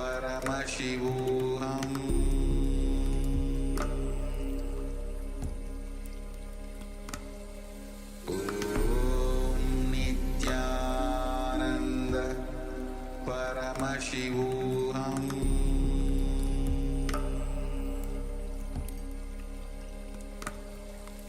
Om Nityananda Paramashivoham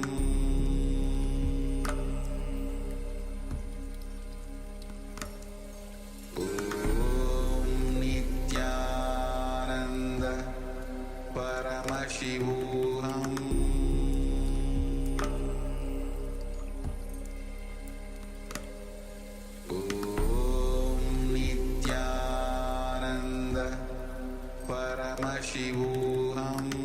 Om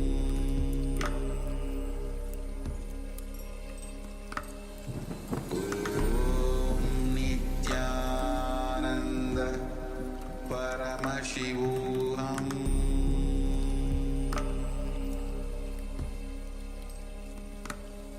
Om Nityananda Paramashivoham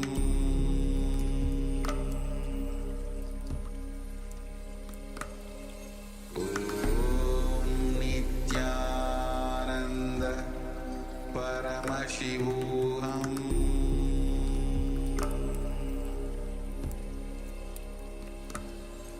Om Nityananda Paramashivoham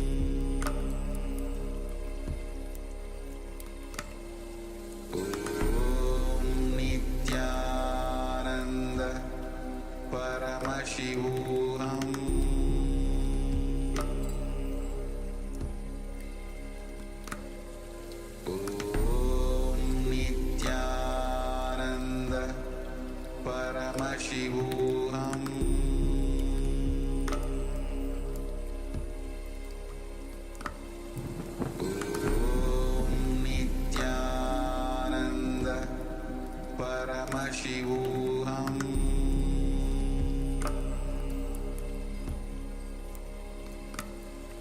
Om Nityananda Paramashivoham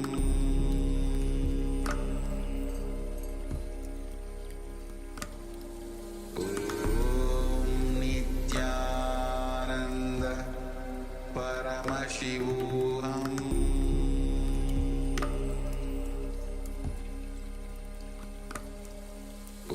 Om Nityananda Paramashivoham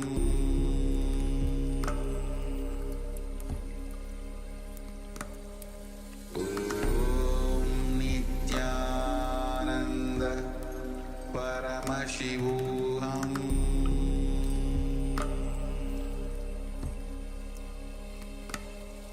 Om Nityananda Paramashivoham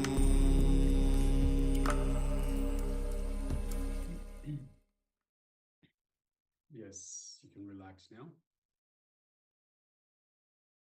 And now take a moment and let us measure the weight of the object once again.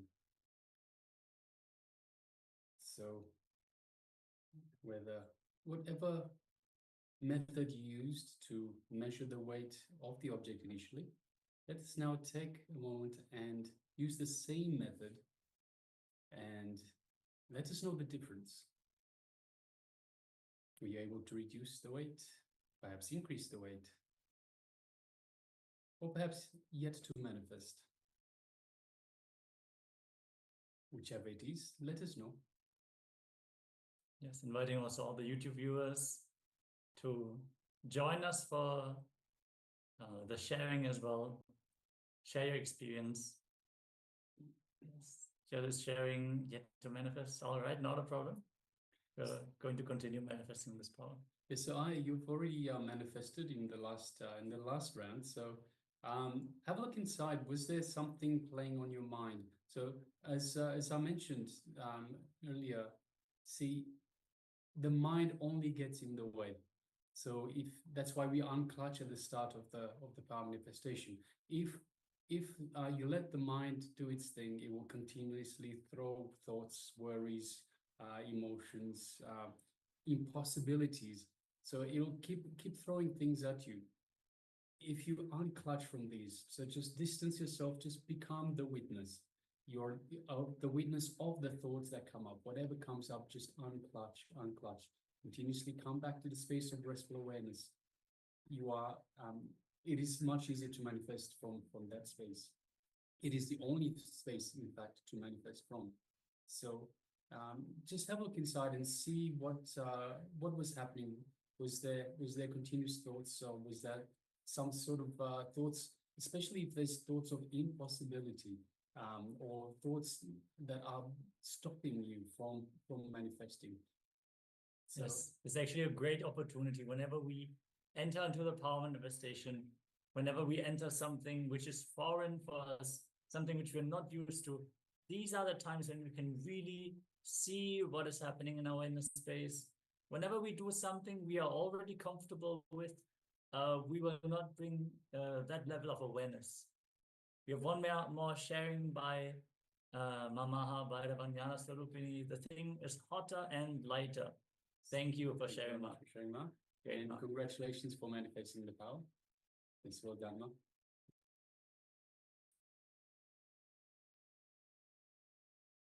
So it is interesting also that the object is hotter, in that you can see there's energy that is moving through. So whenever there's energy moving through, as similar to how electricity moves through an object, a metallic object, and the object heats up.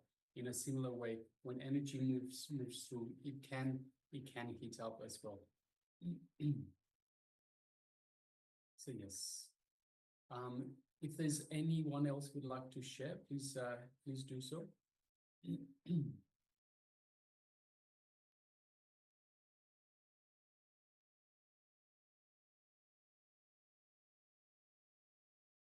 All right. So if you're still sharing, please continue to do so. Meanwhile, let us prepare ourselves to move on to the next segment in our program, which is another revelation by the Supreme Pontiff of Hinduism on the will of life and death, the Janma Marana Chakra. So requesting everyone, let us come to the space of listening.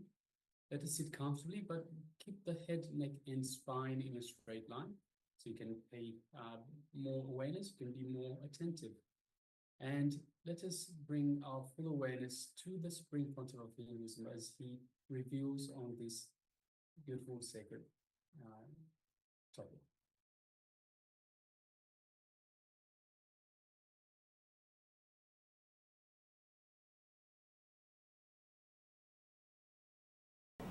Usually, our actions can be categorized in two categories, pravritti and nivritti. Pravritti means doing the action without the spirit behind it. Without the spirit, just doing the action. Nivritti means having the spirit. When you have the spirit, whether you do it or not, that very spirit will guide you. When you don't have the spirit and just do the action, the whole thing will be reduced to ritual. It will not be spiritual. It will not be spiritual. I always tell people, don't do, at least with me, don't do this Pada Puja and Pada Namaskar, all these things as a ritual. The big problem is, without understanding they will fall. And tomorrow, without understanding, they will blame. Both the way, these guys will be superficial. That is what we do with everybody. Before we fall, we don't inquire. We are not clear to whom with whom we are associating ourselves. Are we really doing right thing? We don't inquire. And once you get some idea through somebody, some rumor, again you don't inquire. Straight away start talking. Both the way we are superficial. Superficial people never be benefited by the spiritual knowledge or the spiritual science. And here, Krishna gives these dhyana slokas to program the mind, to program the being, to take you beyond the social conditioning, to take you beyond the social conditioning. Whatever you think as you is nothing but pure social conditioning, including your language, your life and everything. Man was gone beyond the social conditioning. Small one-liner, beautiful one-liner. One Sufi mystic, he goes to a king and begs. He says, "Oh king, please give me one square meal." Mystics are always supposed to live by begging. So he goes and begs, "Please give me one food, one meal." Bhagavati Bhikshan, he just asks one meal. The king shouts, "How dare you come here and beg? Nobody knows you here. Get out." The mystic laughs and says, "True, here nobody knows me, but I know myself. With your case, everybody knows you, but you don't know yourself. In my case, nobody knows me, but I know myself. In your case, everybody knows you, but you don't know yourself." Be very clear. Only when you don't know yourself, you are bothered about all the dishonor or the honor. And let you be established in your inner space beyond the conditionings. When you cross all these three layers, sattva, rajas, tamas, and go beyond the causal body, you enter into the space where you are free from all the conditionings. Mamai vamso jivaloke jivabhuta sanatanaha manashashtan indriyani prakritistani garshadi. So same sloka, he says, people struggle with 6 senses. Shashtanindriyani, including mind, he says, you have 6 senses. 5 senses are this. The mind is the 6th sense. One thing important thing you should understand, according to me, mind is the only sense which needs to be controlled. All other 5 senses are just servants. Mind is the owner. Mind is the thing which jumps. And if the mind can be handled, then everything can be handled. Sariram yadavapnodi yachapyutkramadishvaraha grihid vaidani sanyadi vayur gandhani vashayat. The living entity in the material world carries its different conceptions of life from one body to another. As the air carries aromas, thus he takes one kind of body again, quits to take another. He says about again the samsara, the birth and death. Birth and death. Just how the air carries a smell, the consciousness carries your samskaras, the causal level samskaras, the mental print, and goes from body to body. Somebody asked me, Swamiji, will all the sins come with us? Please be very clear. Your sin or merit will not come with you, but the mental setup will come with you. For example, somebody has committed 100 murder. The 100 murder quantity sin will not go with him, but the attitude of committing murders will go with him and torture him. All your actions will be reduced to attitudes, like a capsule form, and that will go with you and torture the being. That is what Krishna says here. You will move from body to body. Ramakrishna says beautifully. It's like moving from room to room.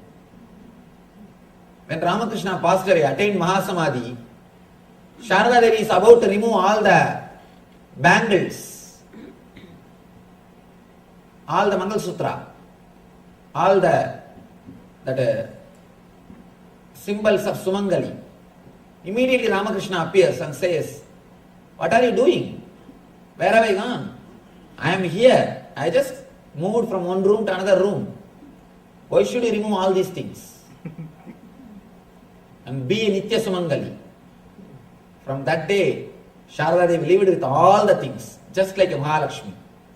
With everything she lived.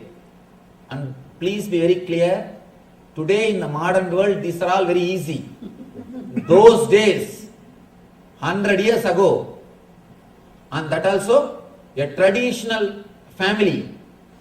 She is born and brought up, she was living with the traditional families. But she did it. Courageous women. I always tell people, you should not remove just because the husband died. What is the need? There is no need. Either don't wear from the beginning. If you wear always. That's all.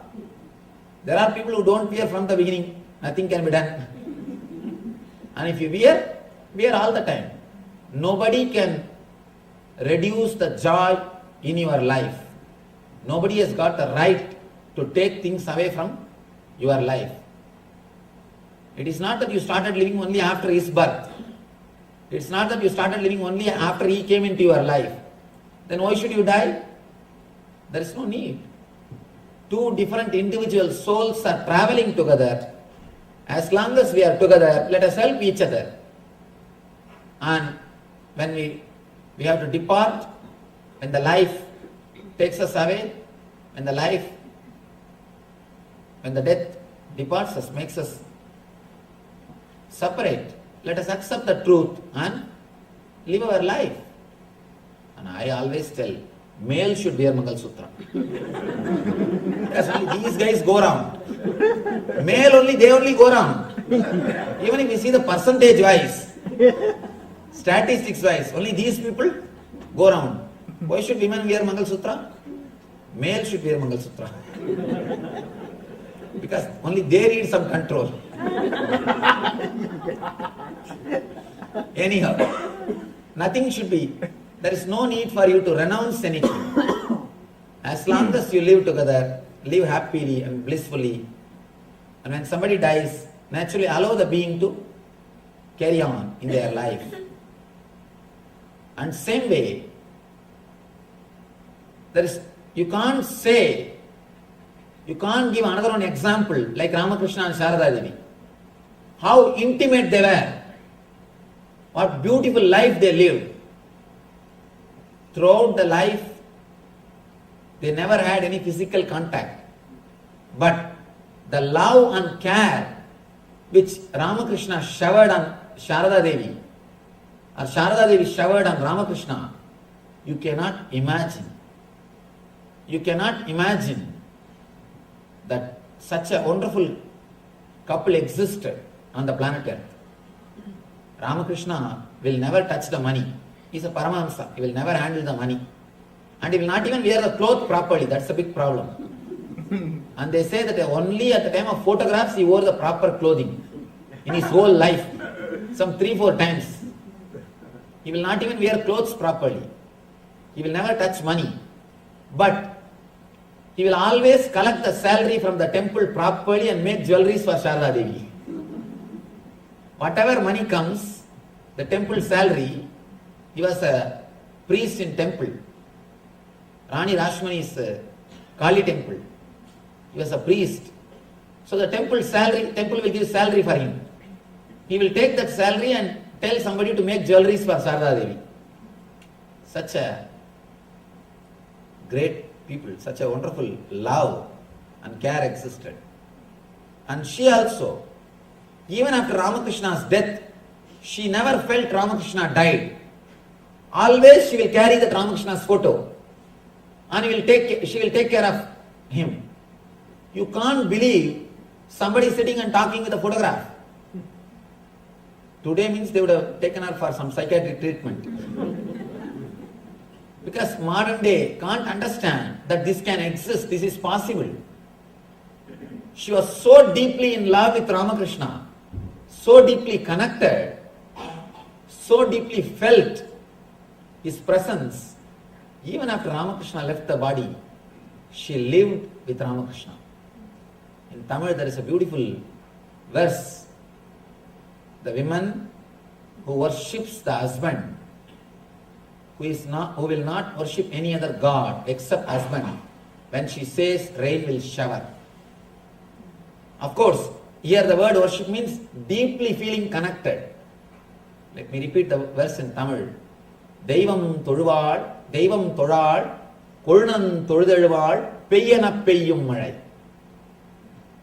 The person who is deeply connected to the husband, who is not bothered about any other god, when she says rain will shower, and she says yes, the rain will simply shower.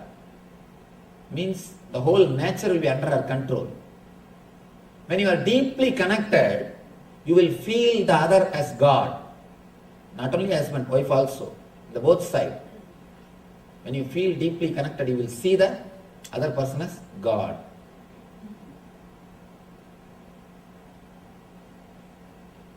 All the social conditioning, when it is dropped,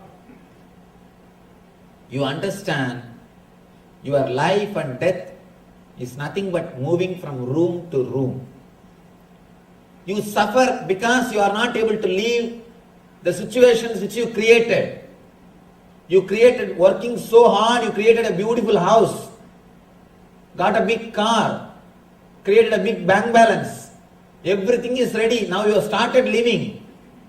Suddenly Yama appears and calls you, "Hi, enough now? Come, it is time for you to come." The only problem is, whatever you created, that is being taken away from you. That is the problem. That is why you are afraid. When you are out of the social conditionings, you are not afraid of death. You know it is just moving from one body, one room to another room. Srotram chakshus parshananja rasanam granamevacha adhishtaya manaschayam vishayan upasevate. The living entity, thus taking another grass body, obtains a certain type of ear, eye, tongue, nose and sense of touch, which are grouped about the mind. He thus enjoys a particular set of sense objects. One more important secret he reveals here, Krishna reveals. Based on your engraved memories in causal body, based on your engrams in causal body, you will create new senses. Understand?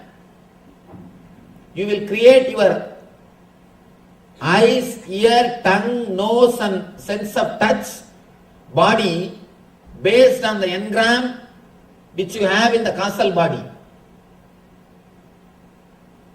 If your mind changes, your body also will change.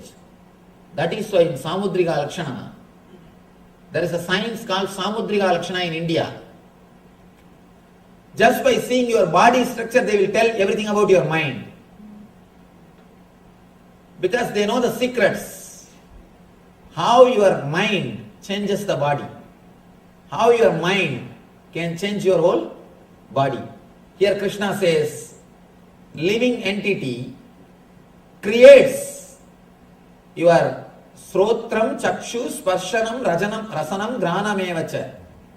All the five senses are created by your mind.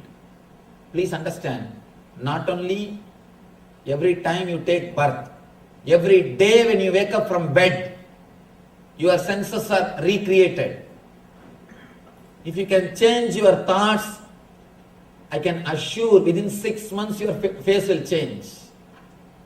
Many people come and tell me, Swamiji, after I started meditating, in 2 months my face has changed. My whole body has changed. It has got a different grace now. Please understand, when you change your mind, really your body changes. You will have different grace in your being. Beauty comes by makeup, grace comes by meditation. Beauty comes by medication, grace comes by meditation. Beauty is different and grace is different. Grace is something which makes the other person pleasant, which makes him feel at home. Beauty is something like which tempts him, which makes him feel excited. Beauty creates rajas in other person. Grace creates sattva in other person. That's a beautiful example. In Tamil version of Ramayana, they say, when Sita entered the court of Janagaraja, all the kings and rishis, including Vasishta, stood up automatically. When Sita entered, see, Sita is goddess Devi today. We all worship her. But when she lived, she is after all a princess. There is no need for Vasishta to stand up. She is supposed to come and touch the feet of Vasishta, because Vasishta is a great rishi. But just because of her grace, not because of beauty. Beauty will not create respect in other person. Beauty will create only temptation in other person. Grace only can create respect in other person. She is so graceful. She is radiating grace. The moment she walked in, including Vasishta, everybody stood up and respected her. The being, inner being, the mind creates the body. Mind creates the body.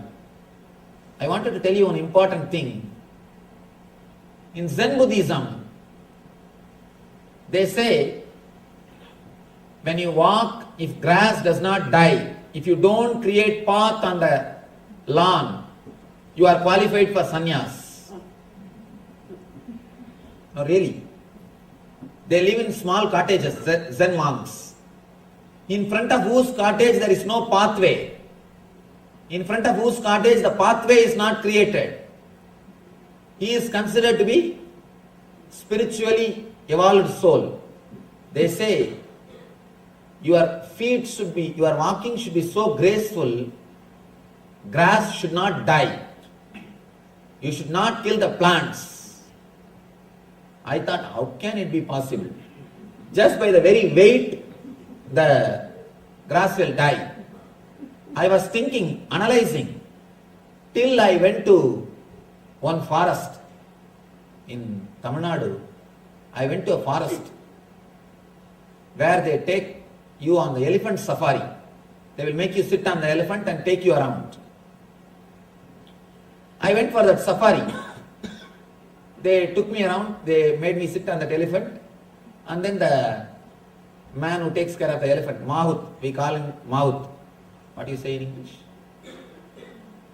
Alright, understand the word, same word Mahut, that's all. This Mahut guy is walking. He is taking us for safari. We went round and suddenly it became dark. Of course, it became evening and dark. I asked him, now how will you go back? And this guy is neither having torch, nothing, or any flashlight. How will you go back? He said, no Swamiji, I know the route because every day I walk, my path will be there. I have created a path by walking every day. I know how to go back. And I asked him, elephant doesn't create path. He said, no. Understand, elephant also walks with him. Both of them walk in the same path. Man creates path, elephant is not creating path. When elephant walks, grass is not dying. Plants are not dying. Then usually all the intellectual mind, next step it will go, no, elephant has got 4 legs. So the weight is distributed. Man has got only 2 feet. Too much of weight is concentrated. Then I started calculating. What is the square feet? 4 feet. What is the space which is touching the ground? And the weight of the elephant. And man's space, how much of space is touching the ground? And man's weight. After calculating, I understood 4 times more weight, more load is put by elephant on the ground. But elephant is not making the path, man is making. Then, apart from the weight, apart from the pressure, something else is there. That is why Zen monks, they say, when you walk, you radiate your some engrams. You radiate your samskaras. If you carry the negative engrams, because man as such always carries violence. You can see, even when you walk casually near a garden, just pluck one leaf. You will pluck one leaf. And you will be slowly making it bit by bit, piece by piece. When you are standing, somebody walks, you should just pinch you and go. How you will feel? If he just cuts one finger and takes away and goes, how you will feel? You are doing the same thing. You are doing the same thing, but we are so insensitive. We are so insensitive, we don't understand what we are doing. And not only that, continuously carrying negative engram, weight. If you are feeling heavy near your stomach, always be very clear, you are carrying negativity in you.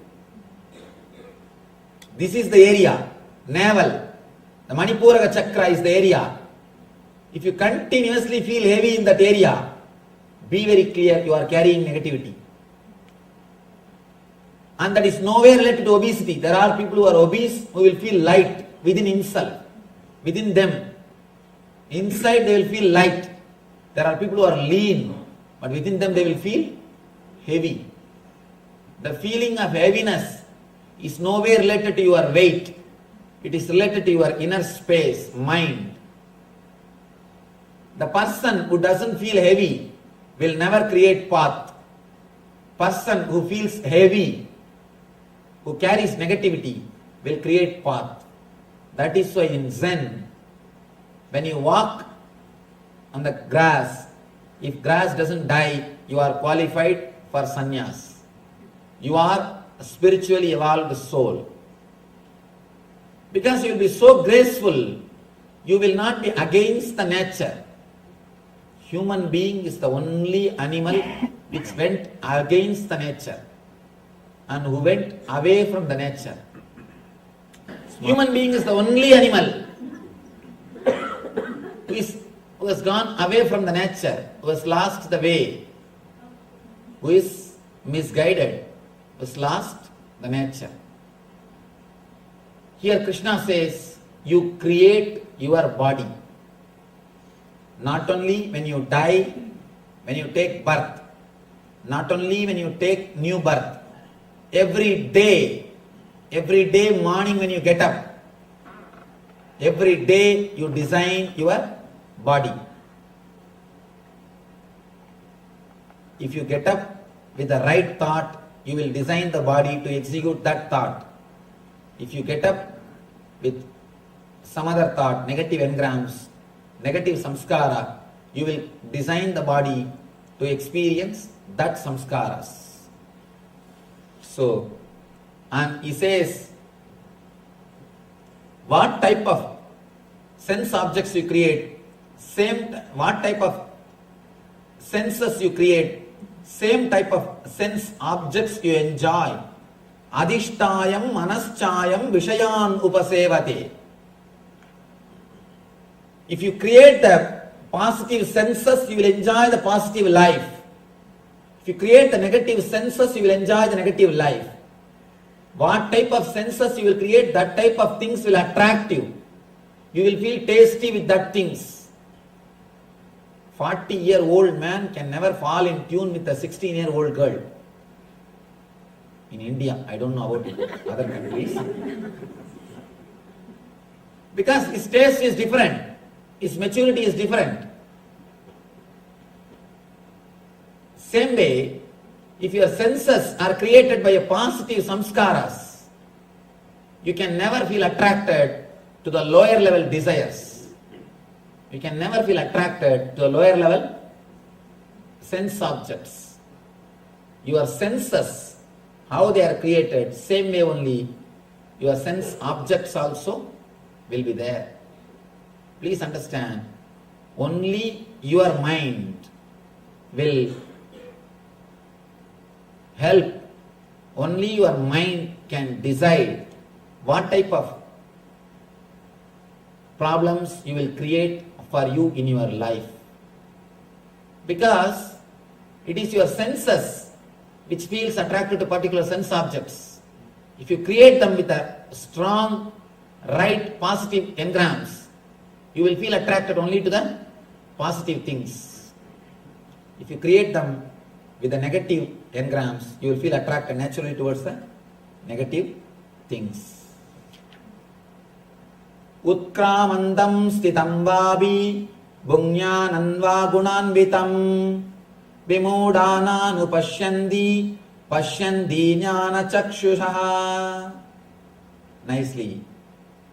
He finishes the whole thing with a beautiful punchline.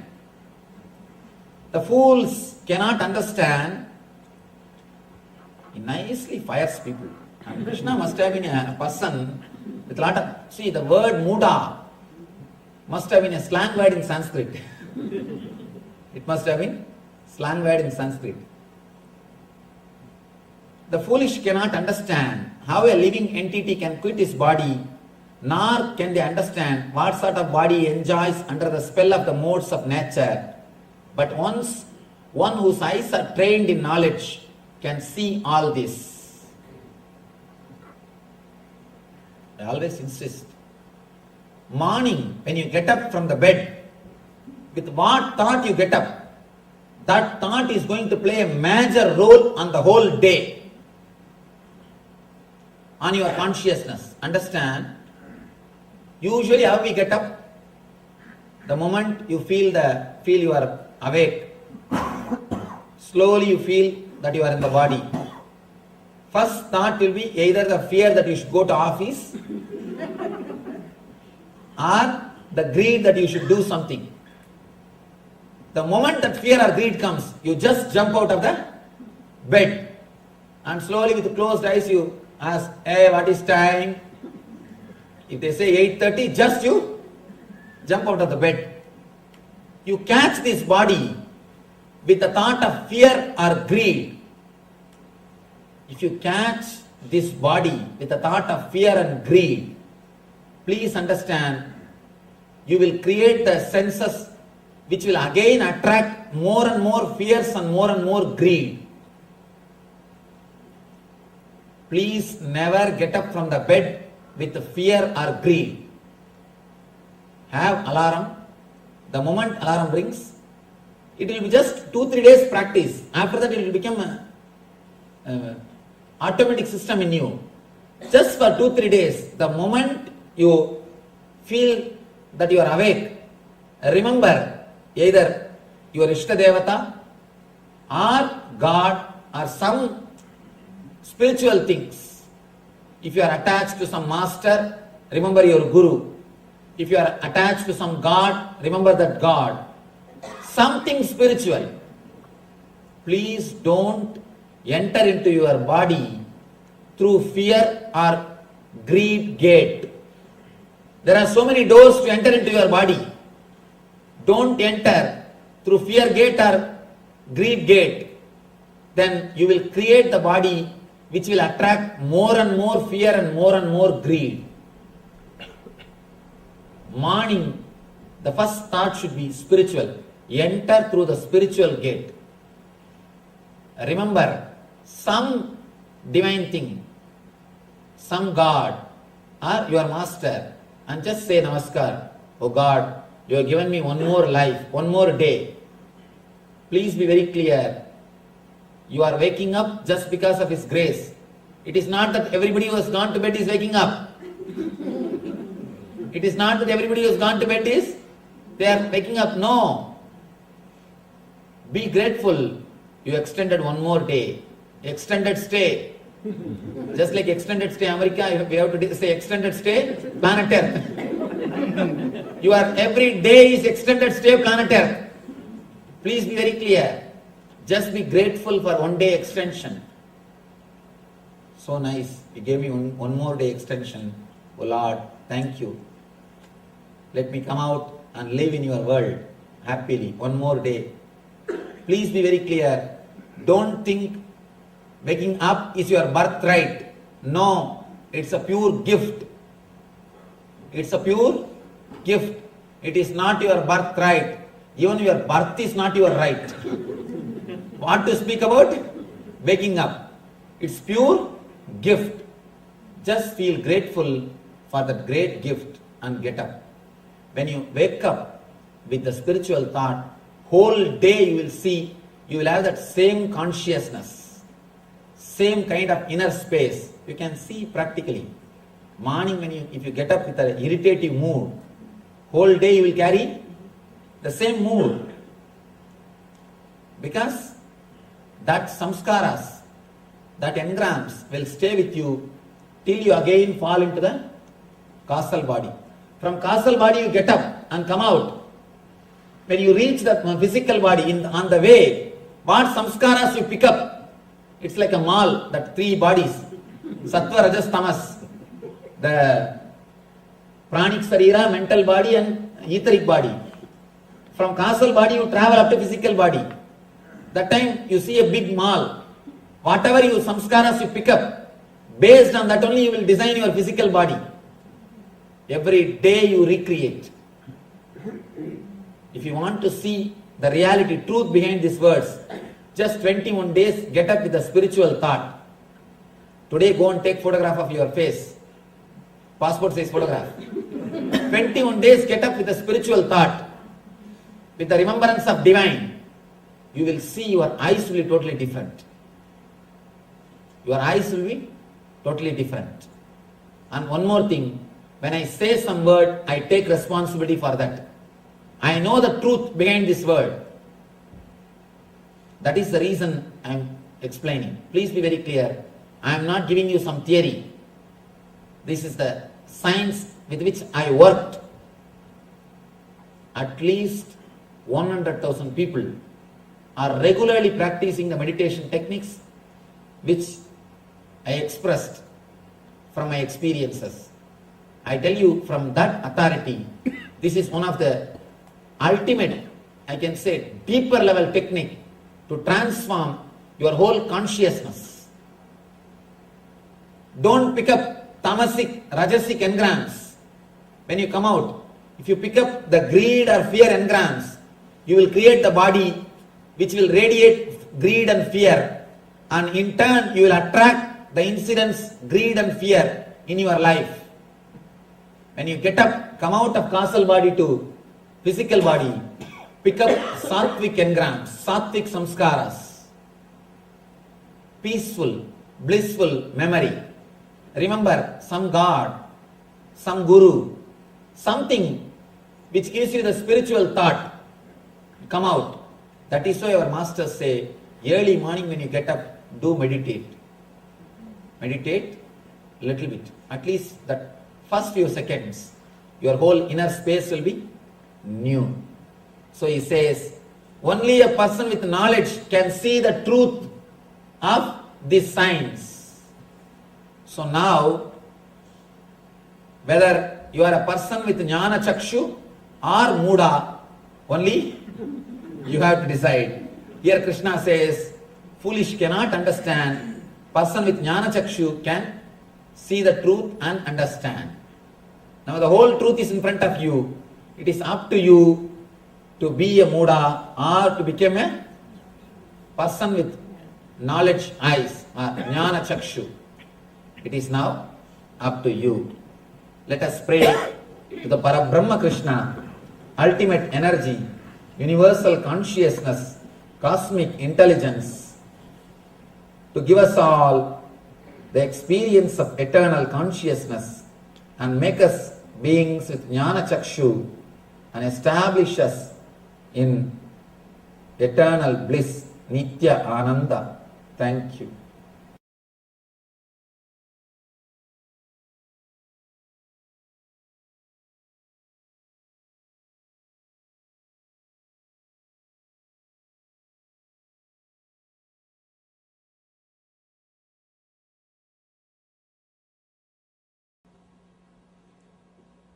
Krishna goes much further today to explain the deeper level samskaras, engraved memories. In the 14th chapter, he spoke about Gunatraya Vibhaga, the Sattva, Rajas and Tamas, 3 layers of Prana Sharira, Mana Sharira and Sukshma Sarira.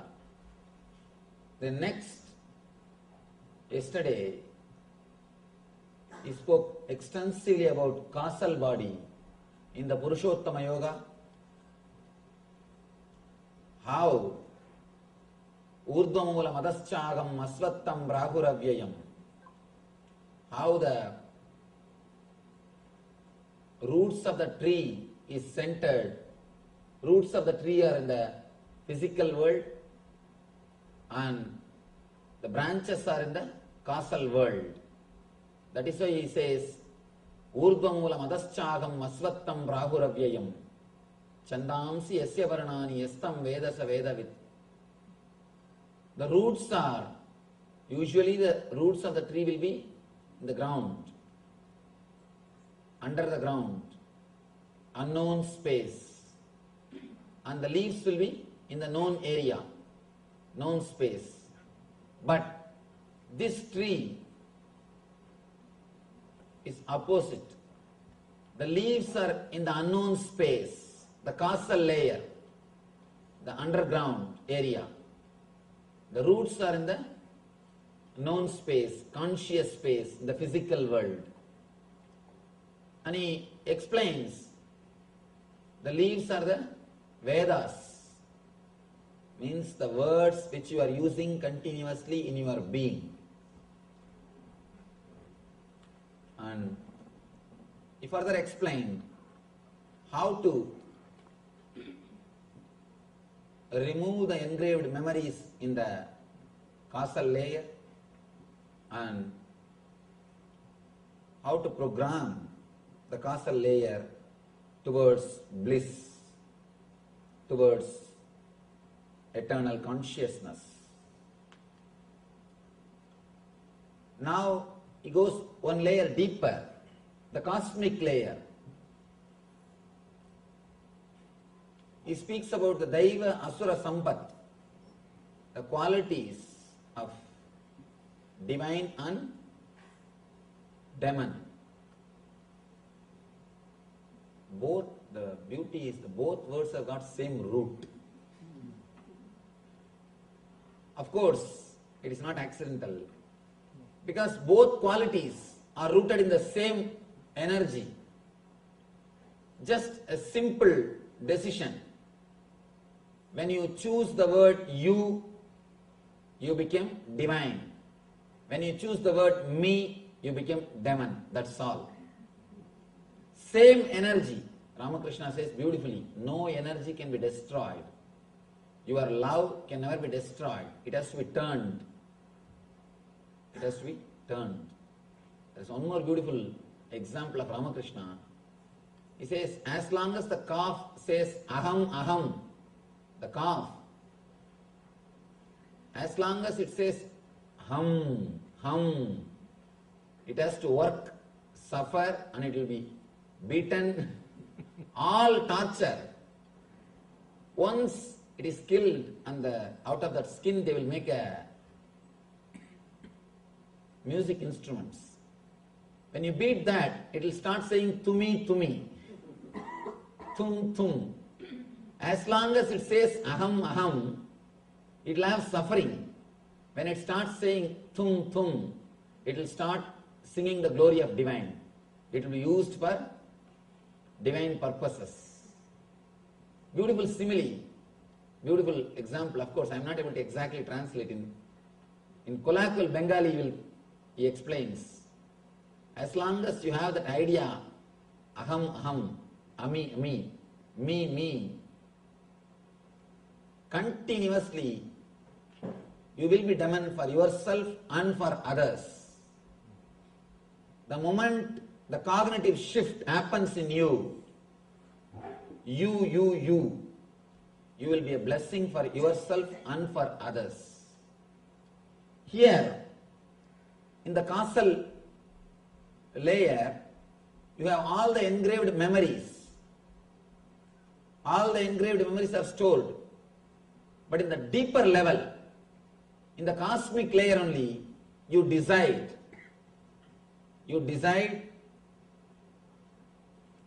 You are me.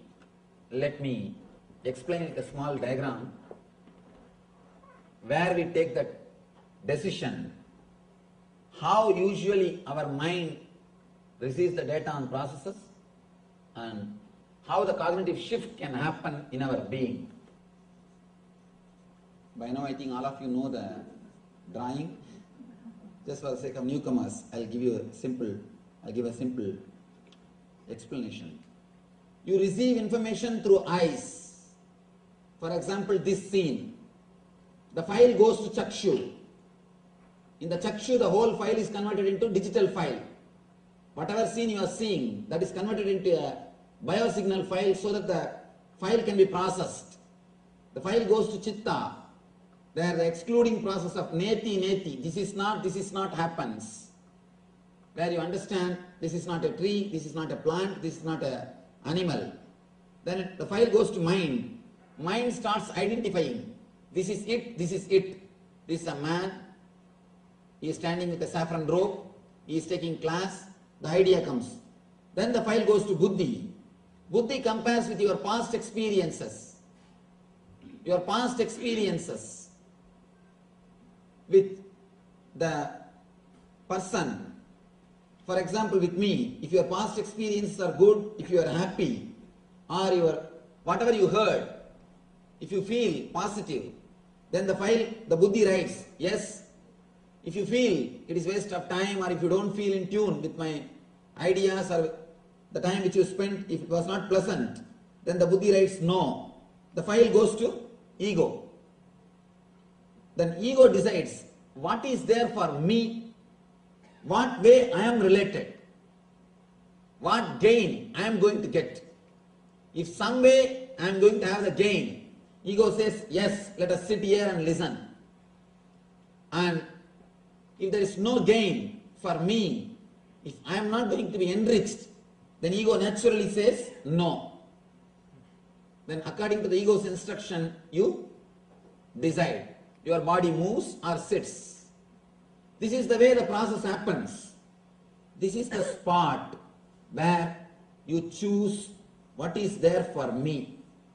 Your vested interests come. Please understand, sometime the whole process will say, yes, I will have to sit. But this one spot will say, my vested interest is getting affected. Then you will never be able to sit. This whole thing may accept what you are doing, but if this one thing is not ready, the whole decision will be changed. And same way, if whole thing says no, if this one thing says yes, you will decide yes.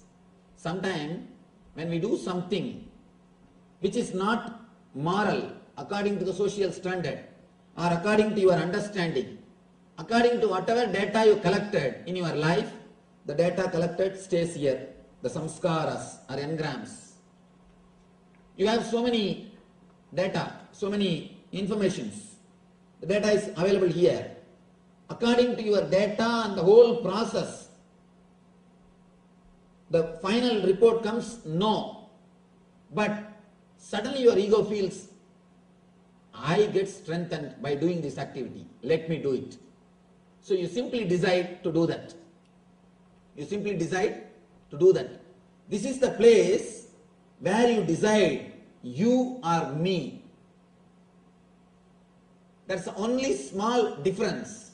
When you take the decision of you always radiate the divine qualities. When you take the decision of me, you always radiate the demonic qualities. Whatever strengthens your ego, please understand, even, let me be very clear, most of us sit here because it strengthens the ego. It strengthens the ego. Now you know much more than other person. You can go on, tell him, what do you know? Many times we sit and listen just for ego satisfaction. So if you sit and listen, even if it is Gita, if you sit and listen for ego satisfaction, be very clear, it is going to be only trouble for your being, no way it will be help. In the cosmic layer, this is the area you decide. If you decide with the attitude of you, the whole thing will become divine. If you decide with the attitude of me, the whole thing will become demon. And what you collected, see the engrams here, as such they are neither negative nor positive. The mind which is working here, as such it is neither negative nor positive. The chitta which is doing the process here, as such it is neither negative nor positive. So none of them are neither negative nor positive. Please be very clear, including the gunas. Even the tamas, by their quality they are neither negative nor positive. There are so many enlightened masters. You cannot make any difference between them and laziness. You cannot make any difference. Raman Maharshi, throughout his life, he was sitting in one place, one city. He never moved out. But you can't say he was in tamas, because he never took any decision out of me. The whole process was happening, you as a center, not me. As such, whether the chitta or mind or samskara, you cannot tell they are bad or good. In the superficial layers, they are neither bad nor good. But the decision which you make in the cosmic layer, in the deeper layer, that only makes them as good or bad. Please understand, passion and compassion are one and the same. Passion and compassion are one and the same. When you decide based on me, it is passion. When you decide based on you, it is compassion. We need to understand an important thing.